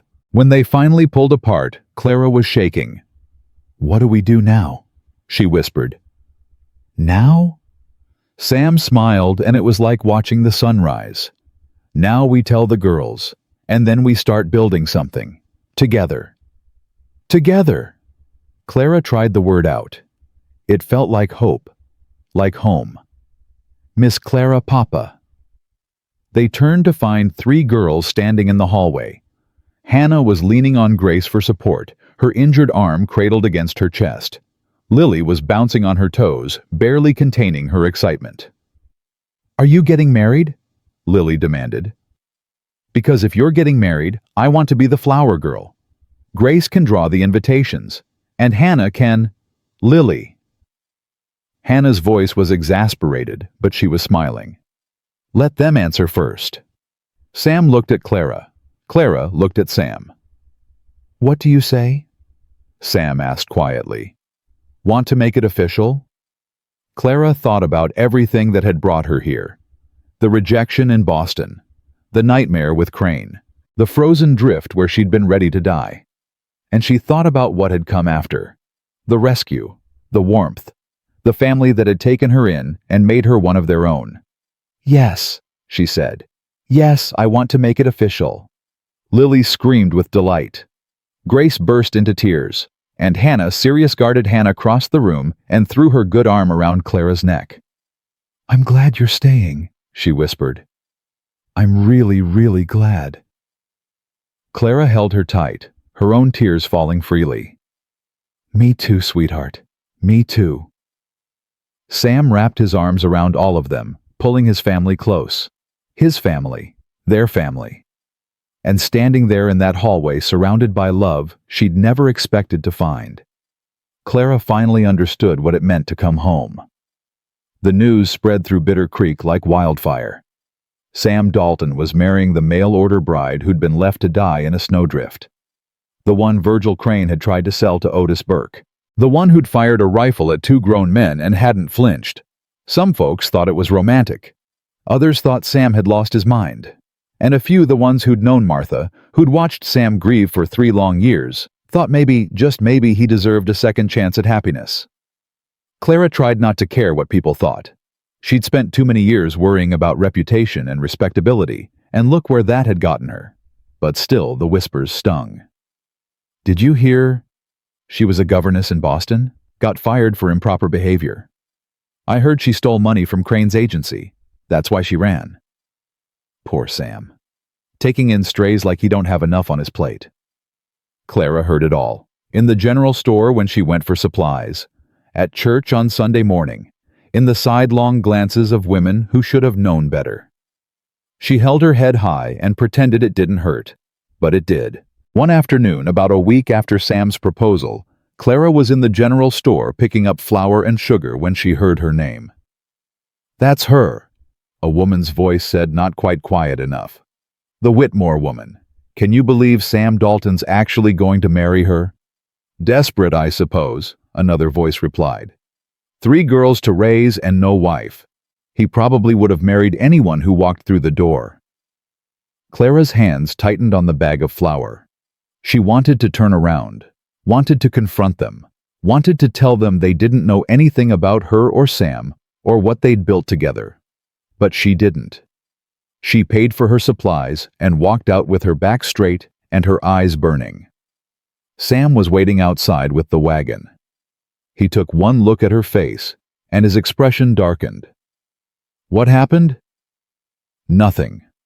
Clara climbed up beside him. "Just people talking." "What kind of talking?" "The kind that doesn't matter." She forced a smile. "Let's go home." Sam didn't push. He clicked his tongue at the horses, and they started moving. But Clara could see his jaw working, could see the anger simmering just beneath the surface. That night, after the girls were in bed, Sam found Clara on the porch. She was sitting in the rocking chair wrapped in a shawl against the cold, staring out at nothing. "Tell me," Sam said. Clara sighed. "It's not worth. It is to me." He sat down beside her. "Clara, I can't fight battles I don't know about." She was quiet for a long moment. Then slowly she told him. The whispers in the store, the cruel words, the way people looked at her like she was something to be pitied or scorned. Sam listened without interrupting. When she finished, his face was like stone. "Who was it?" "It doesn't matter." "It matters to me." "Sam." Clara reached for his hand. "I don't want you fighting my battles. I don't need you to defend my honor. I just need you to be here. With me. That's enough." Sam's jaw tightened. "It's not enough. Those people don't know you. They don't know what you've been through. They don't know, and they don't need to." Clara squeezed his hand. "Sam, I've been gossiped about before. In Boston, after Mr. Wells spread his lies, I couldn't walk down the street without people whispering. I learned then that you can't control what people say. You can only control how you respond." "And how do you respond?" Clara smiled, though it didn't quite reach her eyes. "By living well. By being happy. By showing them that their words have no power over me." Sam was quiet for a long moment. Then he lifted her hand and pressed a kiss to her knuckles. "You're stronger than anyone I've ever known," he said softly. "I don't feel strong." "That's what makes you strong." His eyes met hers. "Clara, I don't care what anyone in that town thinks. I don't care if they never accept you. All I care about is you. You and the girls. That's my whole world." Clara felt tears prick her eyes. "Sam, I love you." He said it simply, like it was the most obvious thing in the world. "And I'm going to marry you. And anyone who has a problem with that can go straight to hell." Despite everything, Clara laughed. "Samuel Dalton, such language." "I've got worse." He grinned, and for a moment he looked younger, lighter. "Want to hear it?" "Maybe later." They sat together in the darkness, hands intertwined, and Clara felt some of the weight lift from her shoulders. The whispers would continue. The gossip wouldn't stop. But she had Sam. She had the girls. She had a family. That was worth more than any reputation. February arrived with a fresh blanket of snow and a letter from Boston. Clara's hands trembled as she opened it. The return address was unfamiliar, but the handwriting inside made her gasp. "What is it?" Sam looked up from his breakfast. "Clara, you're white as a sheet." "It's from Mrs. Chen." Clara sank into a chair.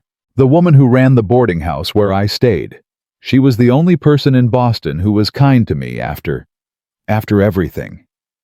What does she say? Clara's eyes scanned the page. Her breath caught.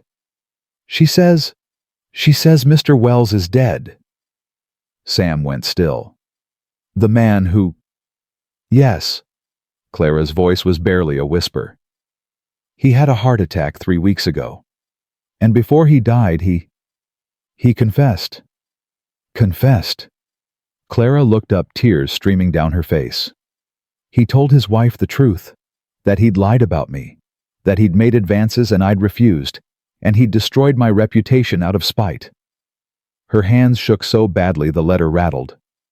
His wife sent a letter to every agency in Boston, to everyone who'd received his lies. She told them all the truth. Sam crossed the room and knelt beside her chair. Clara, I'm not a disgrace anymore. The words came out on a sob.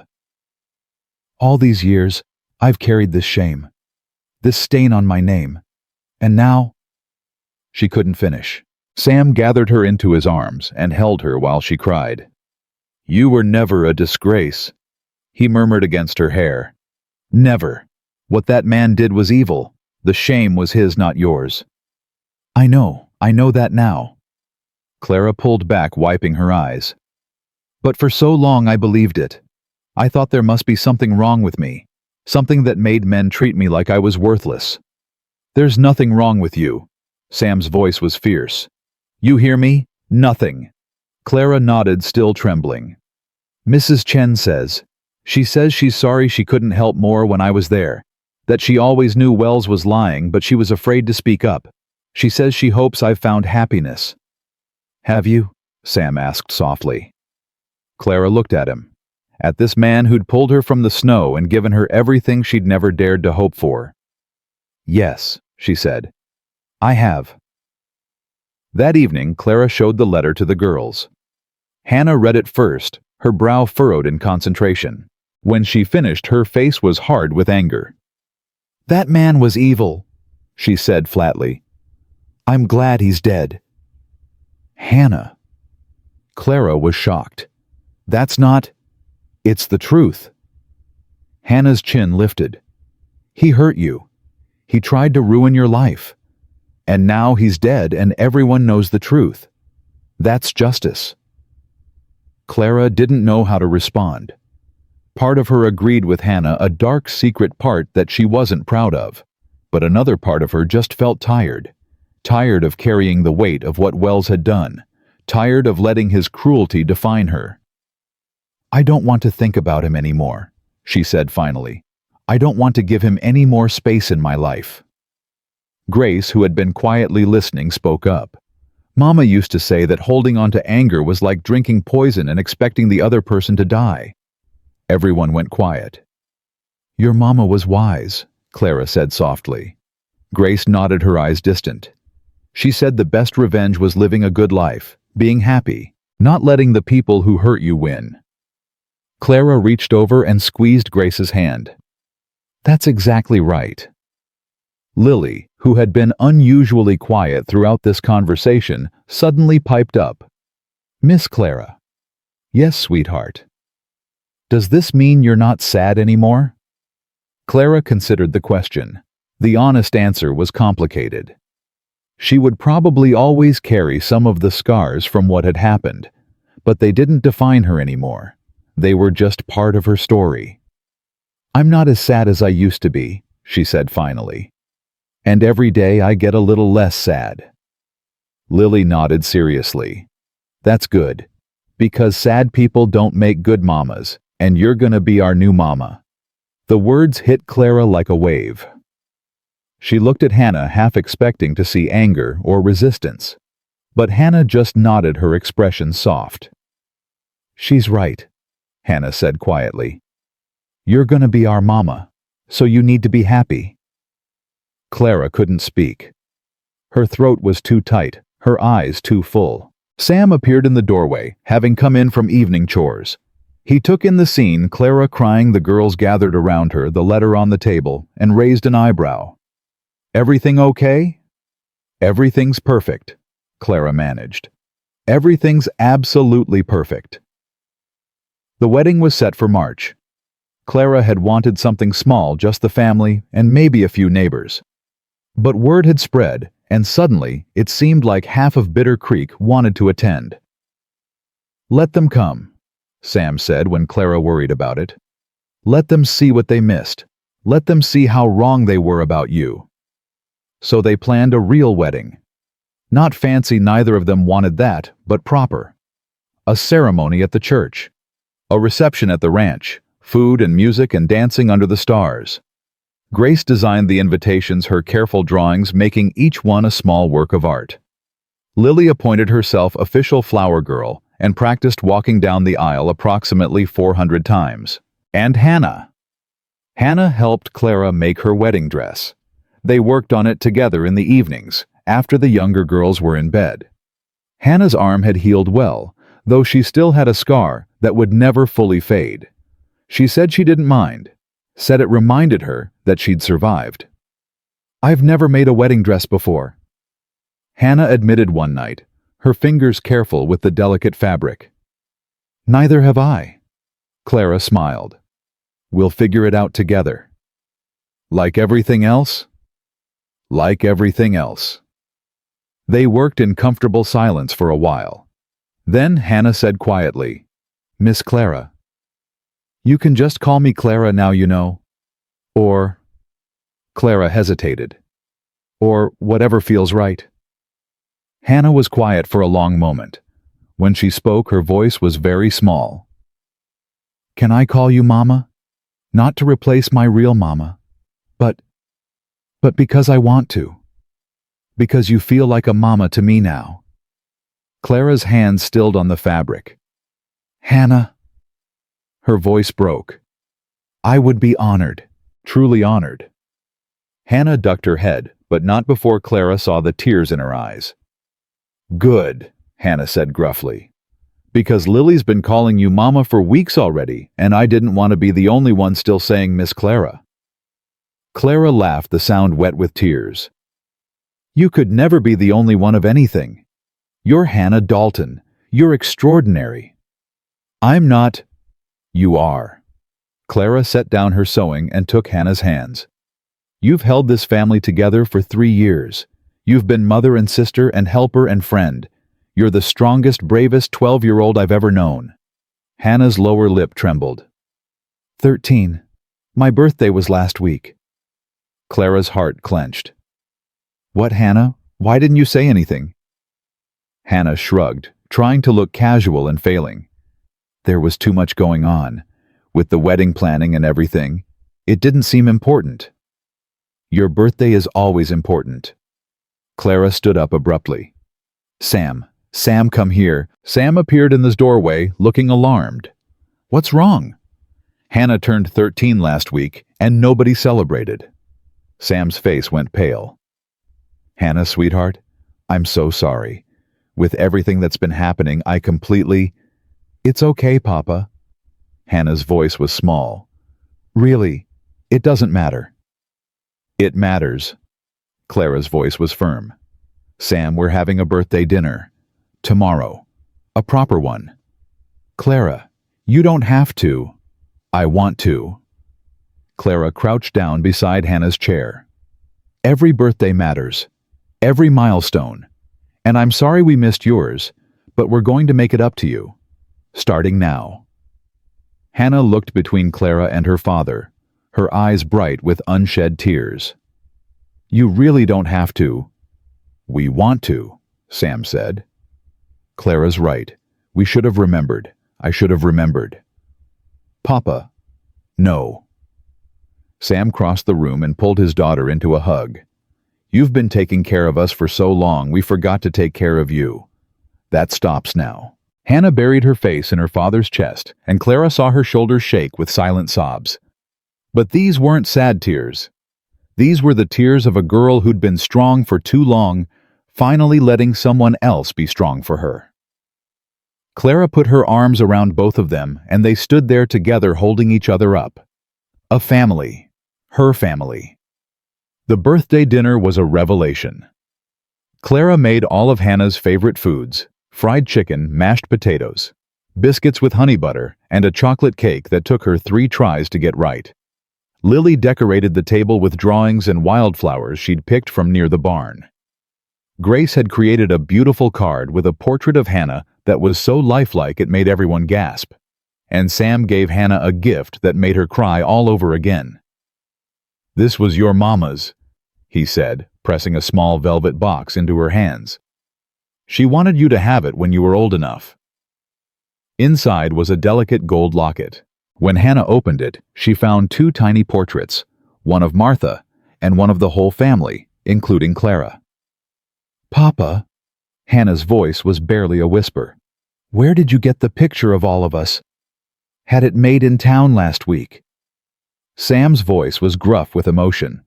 "The photographer said he could fit everyone in if we squished together tight." Clara remembered that day. Sam had insisted they all dress up and go to town for what he'd called important business. She hadn't known what he was planning. "There's room for more pictures," Sam continued. "When we add to the family. If we add to the family." Hannah looked at Clara, then back at her father, understanding dawning in her eyes. "Papa, are you saying—" "I'm saying your mama would want you to have room for everyone you love in that locket, including Clara, including anyone else who might come along." Hannah clutched the locket to her chest, tears streaming down her face. "Thank you," she whispered. "Thank you, Papa. Thank you, Mama." It took Clara a moment to realize Hannah was talking to her. Mama. The word wrapped around her heart and squeezed tight. "You're welcome, sweetheart," Clara managed. "You're so welcome." The week before the wedding, Clara received another visitor. She was in the kitchen up to her elbows in bread dough when she heard a horse in the yard. Sam was in the north pasture. The girls were doing their lessons in the sitting room, and Clara's heart seized with sudden fear. What if it was Crane? What if he'd come back? But when she wiped her hands and went to the window, she saw a woman dismounting. Middle-aged, well-dressed, with an air of quiet authority. Clara didn't recognize her. She opened the door cautiously. "Can I help you?" The woman turned, and Clara saw that her eyes were red-rimmed like she'd been crying. "Are you Clara Whitmore?" the woman asked. "Yes. Who are you?" The woman took a deep breath. "My name is Margaret Wells. I was Edward Wells's wife." Clara felt the blood drain from her face. "I know I have no right to come here," Mrs. Wells continued quickly. "I know you must hate me, hate my family, and you'd be right to. But I needed to tell you myself how sorry I am for what my husband did, for what I let him do." Clara couldn't speak, couldn't move, could only stare at this woman who represented everything she'd run from. "I knew," Mrs. Wells said, her voice breaking. "I knew he was lying about you. I saw how he looked at you. I heard the things he said when he thought I wasn't listening. And I did nothing. I was too afraid, too ashamed, too—" She stopped, pressing a hand to her mouth. Clara found her voice. "Why are you here?" "Because my husband is dead, and I finally have the courage I should have had years ago." Mrs. Wells reached into her bag and pulled out an envelope.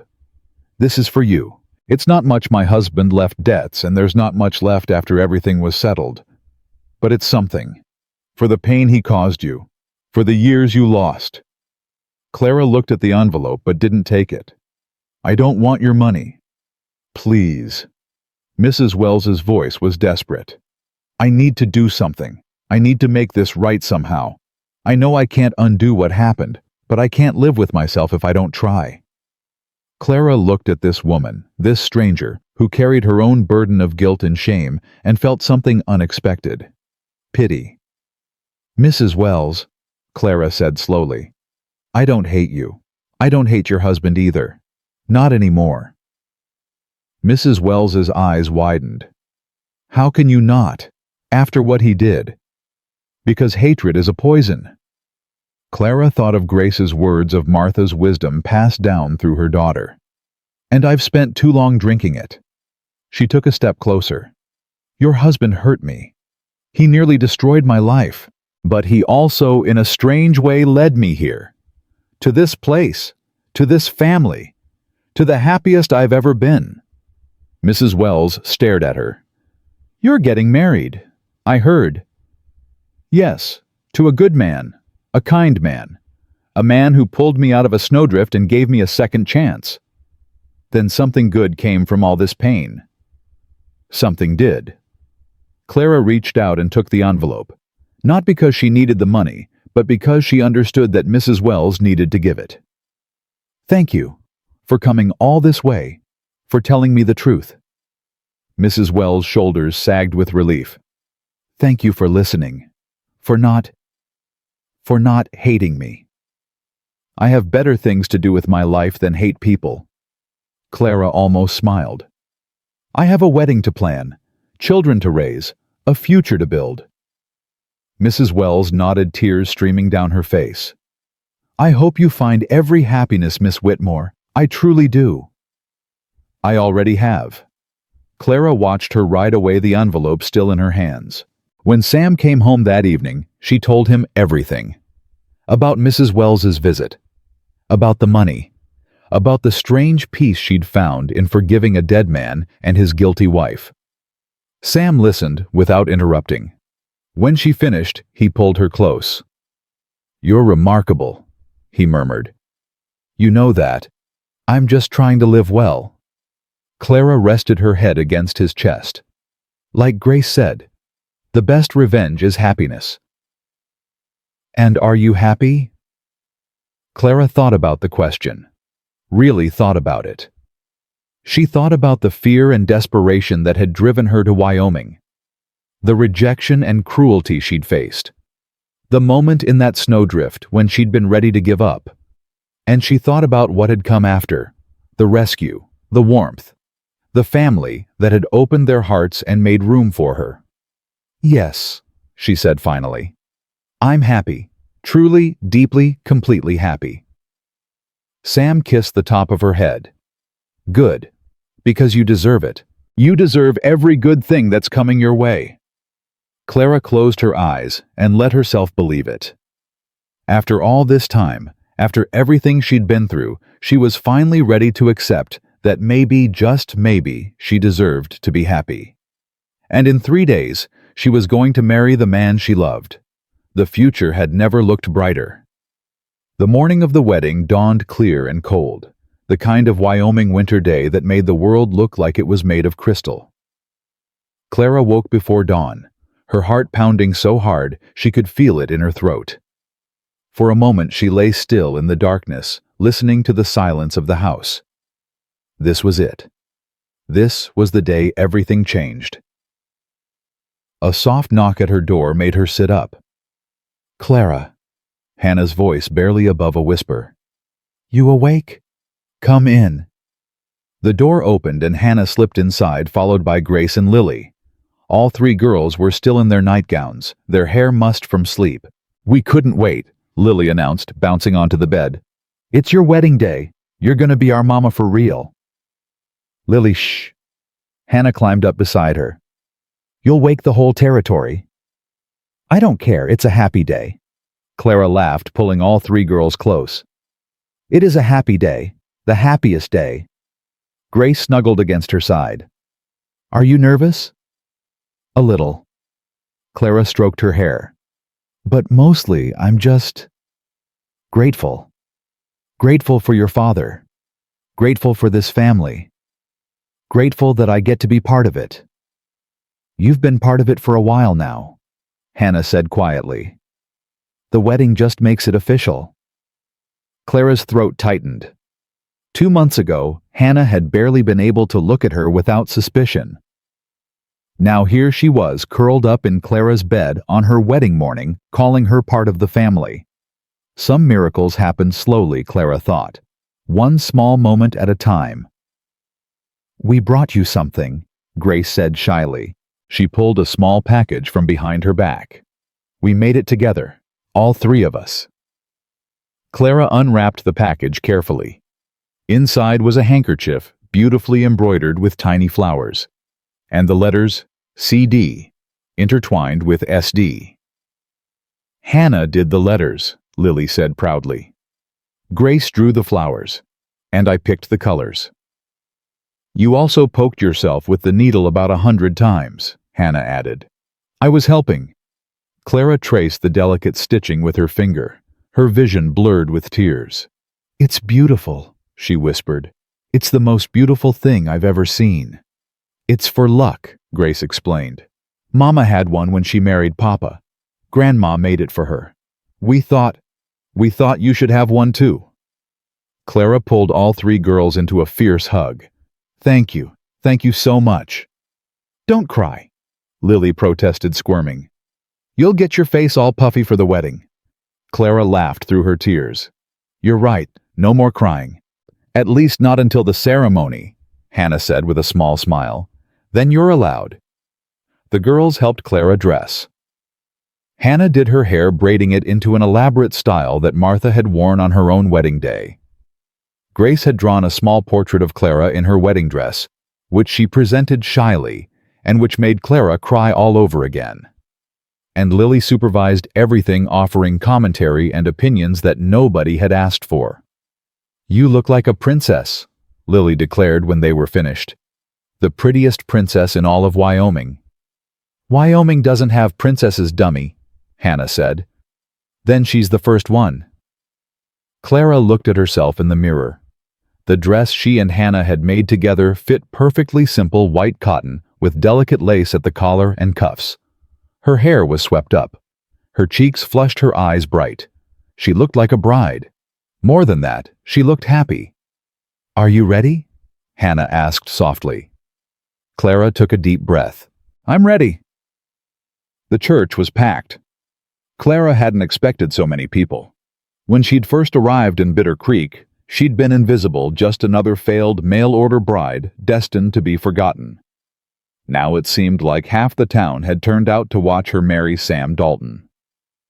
Some faces were friendly. The Thorntons from the neighboring ranch, Sheriff Hayes and his wife, the doctor who'd stitched up Hannah's arm. They smiled at Clara as she passed, their expressions warm and welcoming. Other faces were less friendly. The women who'd whispered about her in the general store. The men who'd believed Crane's lies.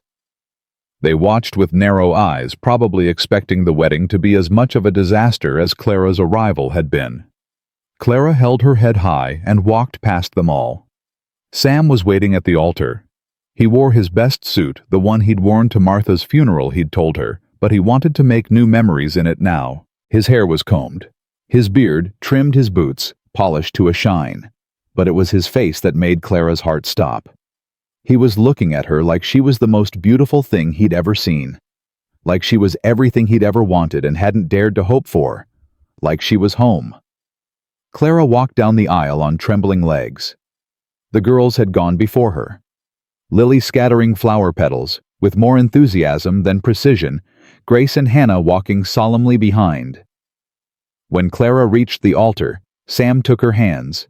His fingers were warm and steady, anchoring her to the earth. You look beautiful, he murmured. You clean up pretty well yourself. He smiled, and Clara felt the last of her nervousness melt away. This was right. This was where she was meant to be. The preacher began speaking, but Clara barely heard the words. She was too focused on Sam's face, on the way his eyes never left hers, on the solid warmth of his hands holding hers. Do you, Samuel Dalton, take this woman to be your lawfully wedded wife, to have and to hold from this day forward, for better or for worse, for richer or for poorer, in sickness and in health, to love and to cherish, until death do you part? I do. Sam's voice was strong, certain. I absolutely do. And do you, Clara Jane Whitmore, take this man to be your lawfully wedded husband? To have and to hold from this day forward, for better or for worse, for richer or for poorer, in sickness and in health, to love and to cherish, until death do you part? Clara opened her mouth to answer, but for a moment, no sound came out. She thought about everything that had led her to this moment. The years of loneliness in Boston. The desperate decision to become a mail-order bride. The rejection and humiliation. The snowdrift where she'd been ready to die. And then Sam's voice cutting through the darkness. "Get up. You're coming home." "I do," Clara said, and her voice rang clear through the church. "I do."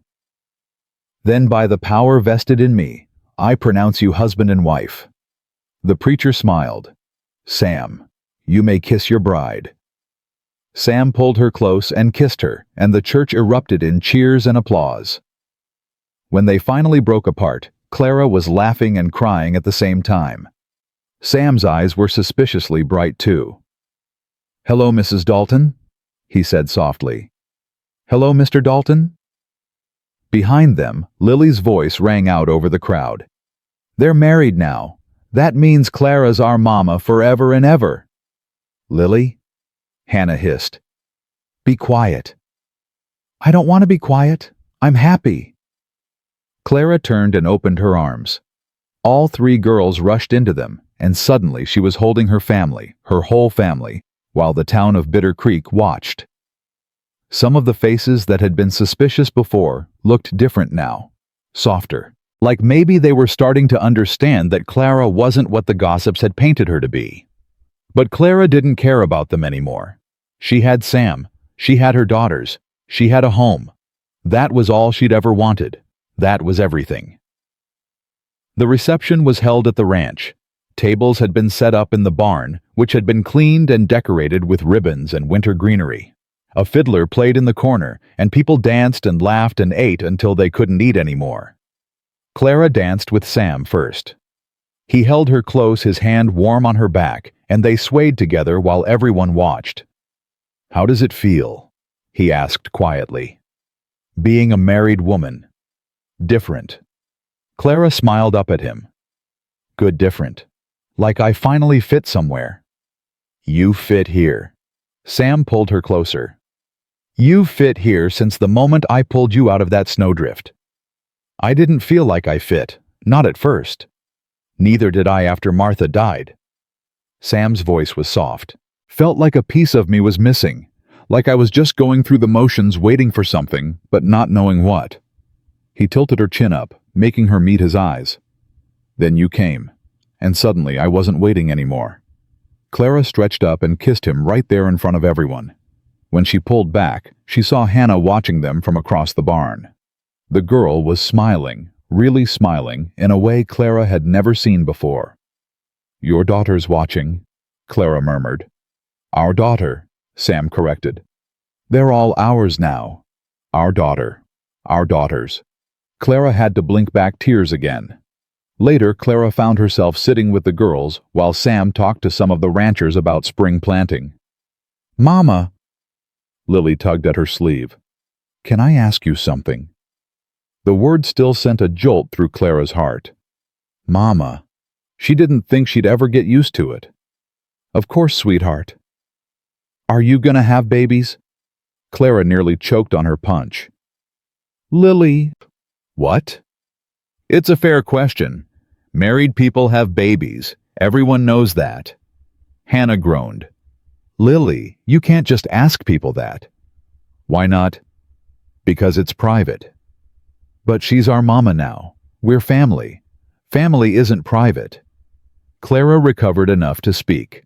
"Lily, I don't know if we'll have babies. That's something your father and I would have to talk about. And even if we wanted to, it might not happen. These things are complicated." "But you'd want to write," Lily pressed. "If you could—" Clara thought about it, really thought about it.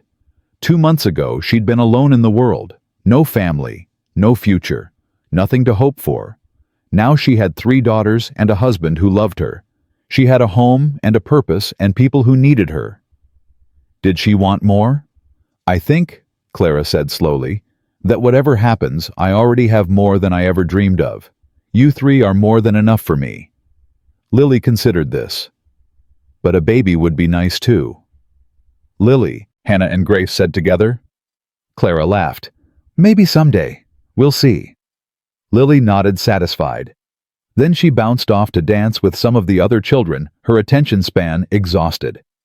Grace leaned against Clara's shoulder. She doesn't mean to be nosy. I know. She just gets excited about things. I know that too. They sat in comfortable silence for a moment. Then Grace said very quietly, I'm glad you're our mama now. Clara put her arm around her. I'm glad too, sweetheart. I was scared at first. When you came, I thought... Grace hesitated. I thought you might make us forget our real mama. I would never want that. I know. I know that now.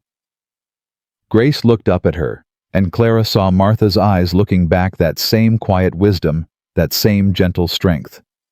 You don't replace her. You're like an addition. Like our family got bigger instead of different. Clara's throat tightened. That's exactly what I want to be. Good. Grace nodded firmly. Because that's what you are. The reception wound down as the stars came out. Guests said their goodbyes and headed home, their voices fading into the winter night. The fiddler packed up his instrument. The leftover food was stored away. Finally, it was just the five of them, Sam, Clara, and their three daughters, standing in the yard, looking up at the sky. It's late, Sam said. You girls should be in bed. But Papa, Lily started. No buts. You've had enough excitement for one day. Lily grumbled, but didn't argue. She hugged Clara fiercely, then Sam, then ran toward the house with Grace following behind. Hannah lingered. Thank you, she said quietly. For what? Clara asked. For everything. For coming here. For staying. For... Hannah struggled for words. For loving us, even when I made it hard. Clara pulled her into a hug. Thank you for letting me. Hannah held on tight. When she finally pulled back, her eyes were wet. I'm gonna go make sure Lily actually goes to bed instead of hiding under the covers with a book. Good idea. Hannah started toward the house, then paused and looked back. Mama? Clara's heart swelled. Yes, I love you. The words hung in the cold air, precious and perfect. I love you too, Hannah. So much. Hannah nodded once, then disappeared inside. Clara and Sam stood alone in the yard, the silence of the winter night wrapped around them like a blanket. You did it, Sam said softly. Did what? Won them over. All three of them. He shook his head in wonder. Do you know how many people have tried to get Hannah to warm up since Martha died? Teachers, neighbors, even my own mother, God rest her soul. None of them could crack that shell. She just needed time, Clara said, and patience, and someone who wasn't trying to replace what she'd lost. She needed you. Sam took her hand. We all needed you. We just didn't know it. Clara leaned against him, looking up at the stars. I needed you too. More than you know. I think I know. Do you? Sam turned her to face him. Clara, when I found you in that drift, you were half dead and completely alone. And even then, even when you had nothing and no one, there was something in you that refused to give up. Something strong and bright and beautiful. His hand cupped her cheek. I saw that something and I thought this woman is going to change everything. I just didn't know how right I was. Clara kissed him. Not the gentle kiss from the ceremony, but something deeper. A promise. A vow. When they broke apart, Sam was smiling. Welcome home, Mrs. Dalton. I've been home for a while now, Clara said. It just took me a little time to realize it. Spring came early that year. The snow melted, the creeks ran high, and the ranch came alive with new growth. Calves were born, crops were planted. Life went on as it always did, with all its joys and sorrows and ordinary miracles. Clara settled into her role as wife and mother with a contentment she'd never known was possible. She cooked and cleaned and mended clothes. She helped Hannah with her studies and encouraged Grace's art and tried to keep up with Lily's endless energy. She learned to ride a horse badly at first, but better with practice. She learned the rhythms of ranch life, the seasons and cycles that governed everything. And every night, she fell asleep beside Sam, grateful beyond words for the life they'd built together. One evening in late April, Clara sat on the porch watching the sunset. The girls were doing their chores, their voices carrying across the yard. Sam was in the barn finishing up the day's work. Clara put her hand on her stomach and smiled. She hadn't told anyone yet. Not even Sam. She wanted to be sure first. Wanted to savor the secret a little longer. But she was sure now. Sure as she'd ever been of anything. A new life was growing inside her. A new member of their family. The future had never looked brighter. Clara. Sam's voice made her look up. He was walking toward her, his hat in his hands, his face soft with the evening light. You okay? You look like you're a million miles away. I'm right here, Clara said. Exactly where I want to be. Sam sat down beside her and took her hand. They watched the sun sink below the horizon together, the sky turning from gold to pink to purple. Sam. Yeah. I have something to tell you. He turned to look at her, concern flickering across his face. What is it? Clara took his hand and placed it on her stomach. For a moment he just looked confused. Then understanding dawned and his face transformed. Clara, are you saying?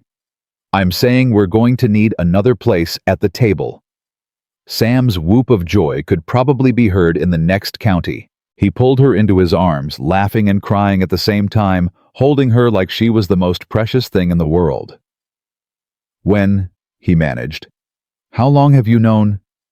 A few weeks. I wanted to be sure. And you are sure? I'm sure. Sam kissed her deep and fierce and full of wonder. When he pulled back, his eyes were shining. I have to tell the girls. Wait. Clara caught his arm. Let's tell them together. At dinner. Make it a proper announcement. Sam nodded, practically vibrating with excitement. Okay. Yes. Together. That night, gathered around the dinner table, Clara and Sam shared their news. Lily screamed so loud she probably scared the horses. Grace burst into happy tears. And Hannah, serious grown-up. Hannah smiled so wide, her face looked like it might split in two. I knew it, Lily crowed. I asked about babies, and Clara said maybe someday, and now it's someday. You're impossible, Hannah said, but she was laughing. Grace came around the table to hug Clara. I'm so happy, she whispered. So happy. Me too, sweetheart. Me too. Later, after the girls were in bed and the house was quiet, Clara and Sam sat together on the porch. The stars were out, brilliant and countless, and somewhere in the distance, a coyote sang to the moon. You know, Sam said thoughtfully, when I drove into that alley on New Year's Eve, I thought I was just doing a good deed, helping someone in trouble. I had no idea. No idea that I was finding my whole future. He turned to look at her. Clara, you walked into my life half frozen and completely broken, and somehow you made everything whole again. The girls, the ranch, me. Clara leaned against his shoulder. You saved me first. We saved each other. We did, didn't we? They sat in comfortable silence, watching the stars wheel overhead. Clara thought about everything that had brought her here. The pain and the fear and the desperate clawing hope that had driven her to answer that advertisement. The rejection and humiliation that had nearly destroyed her.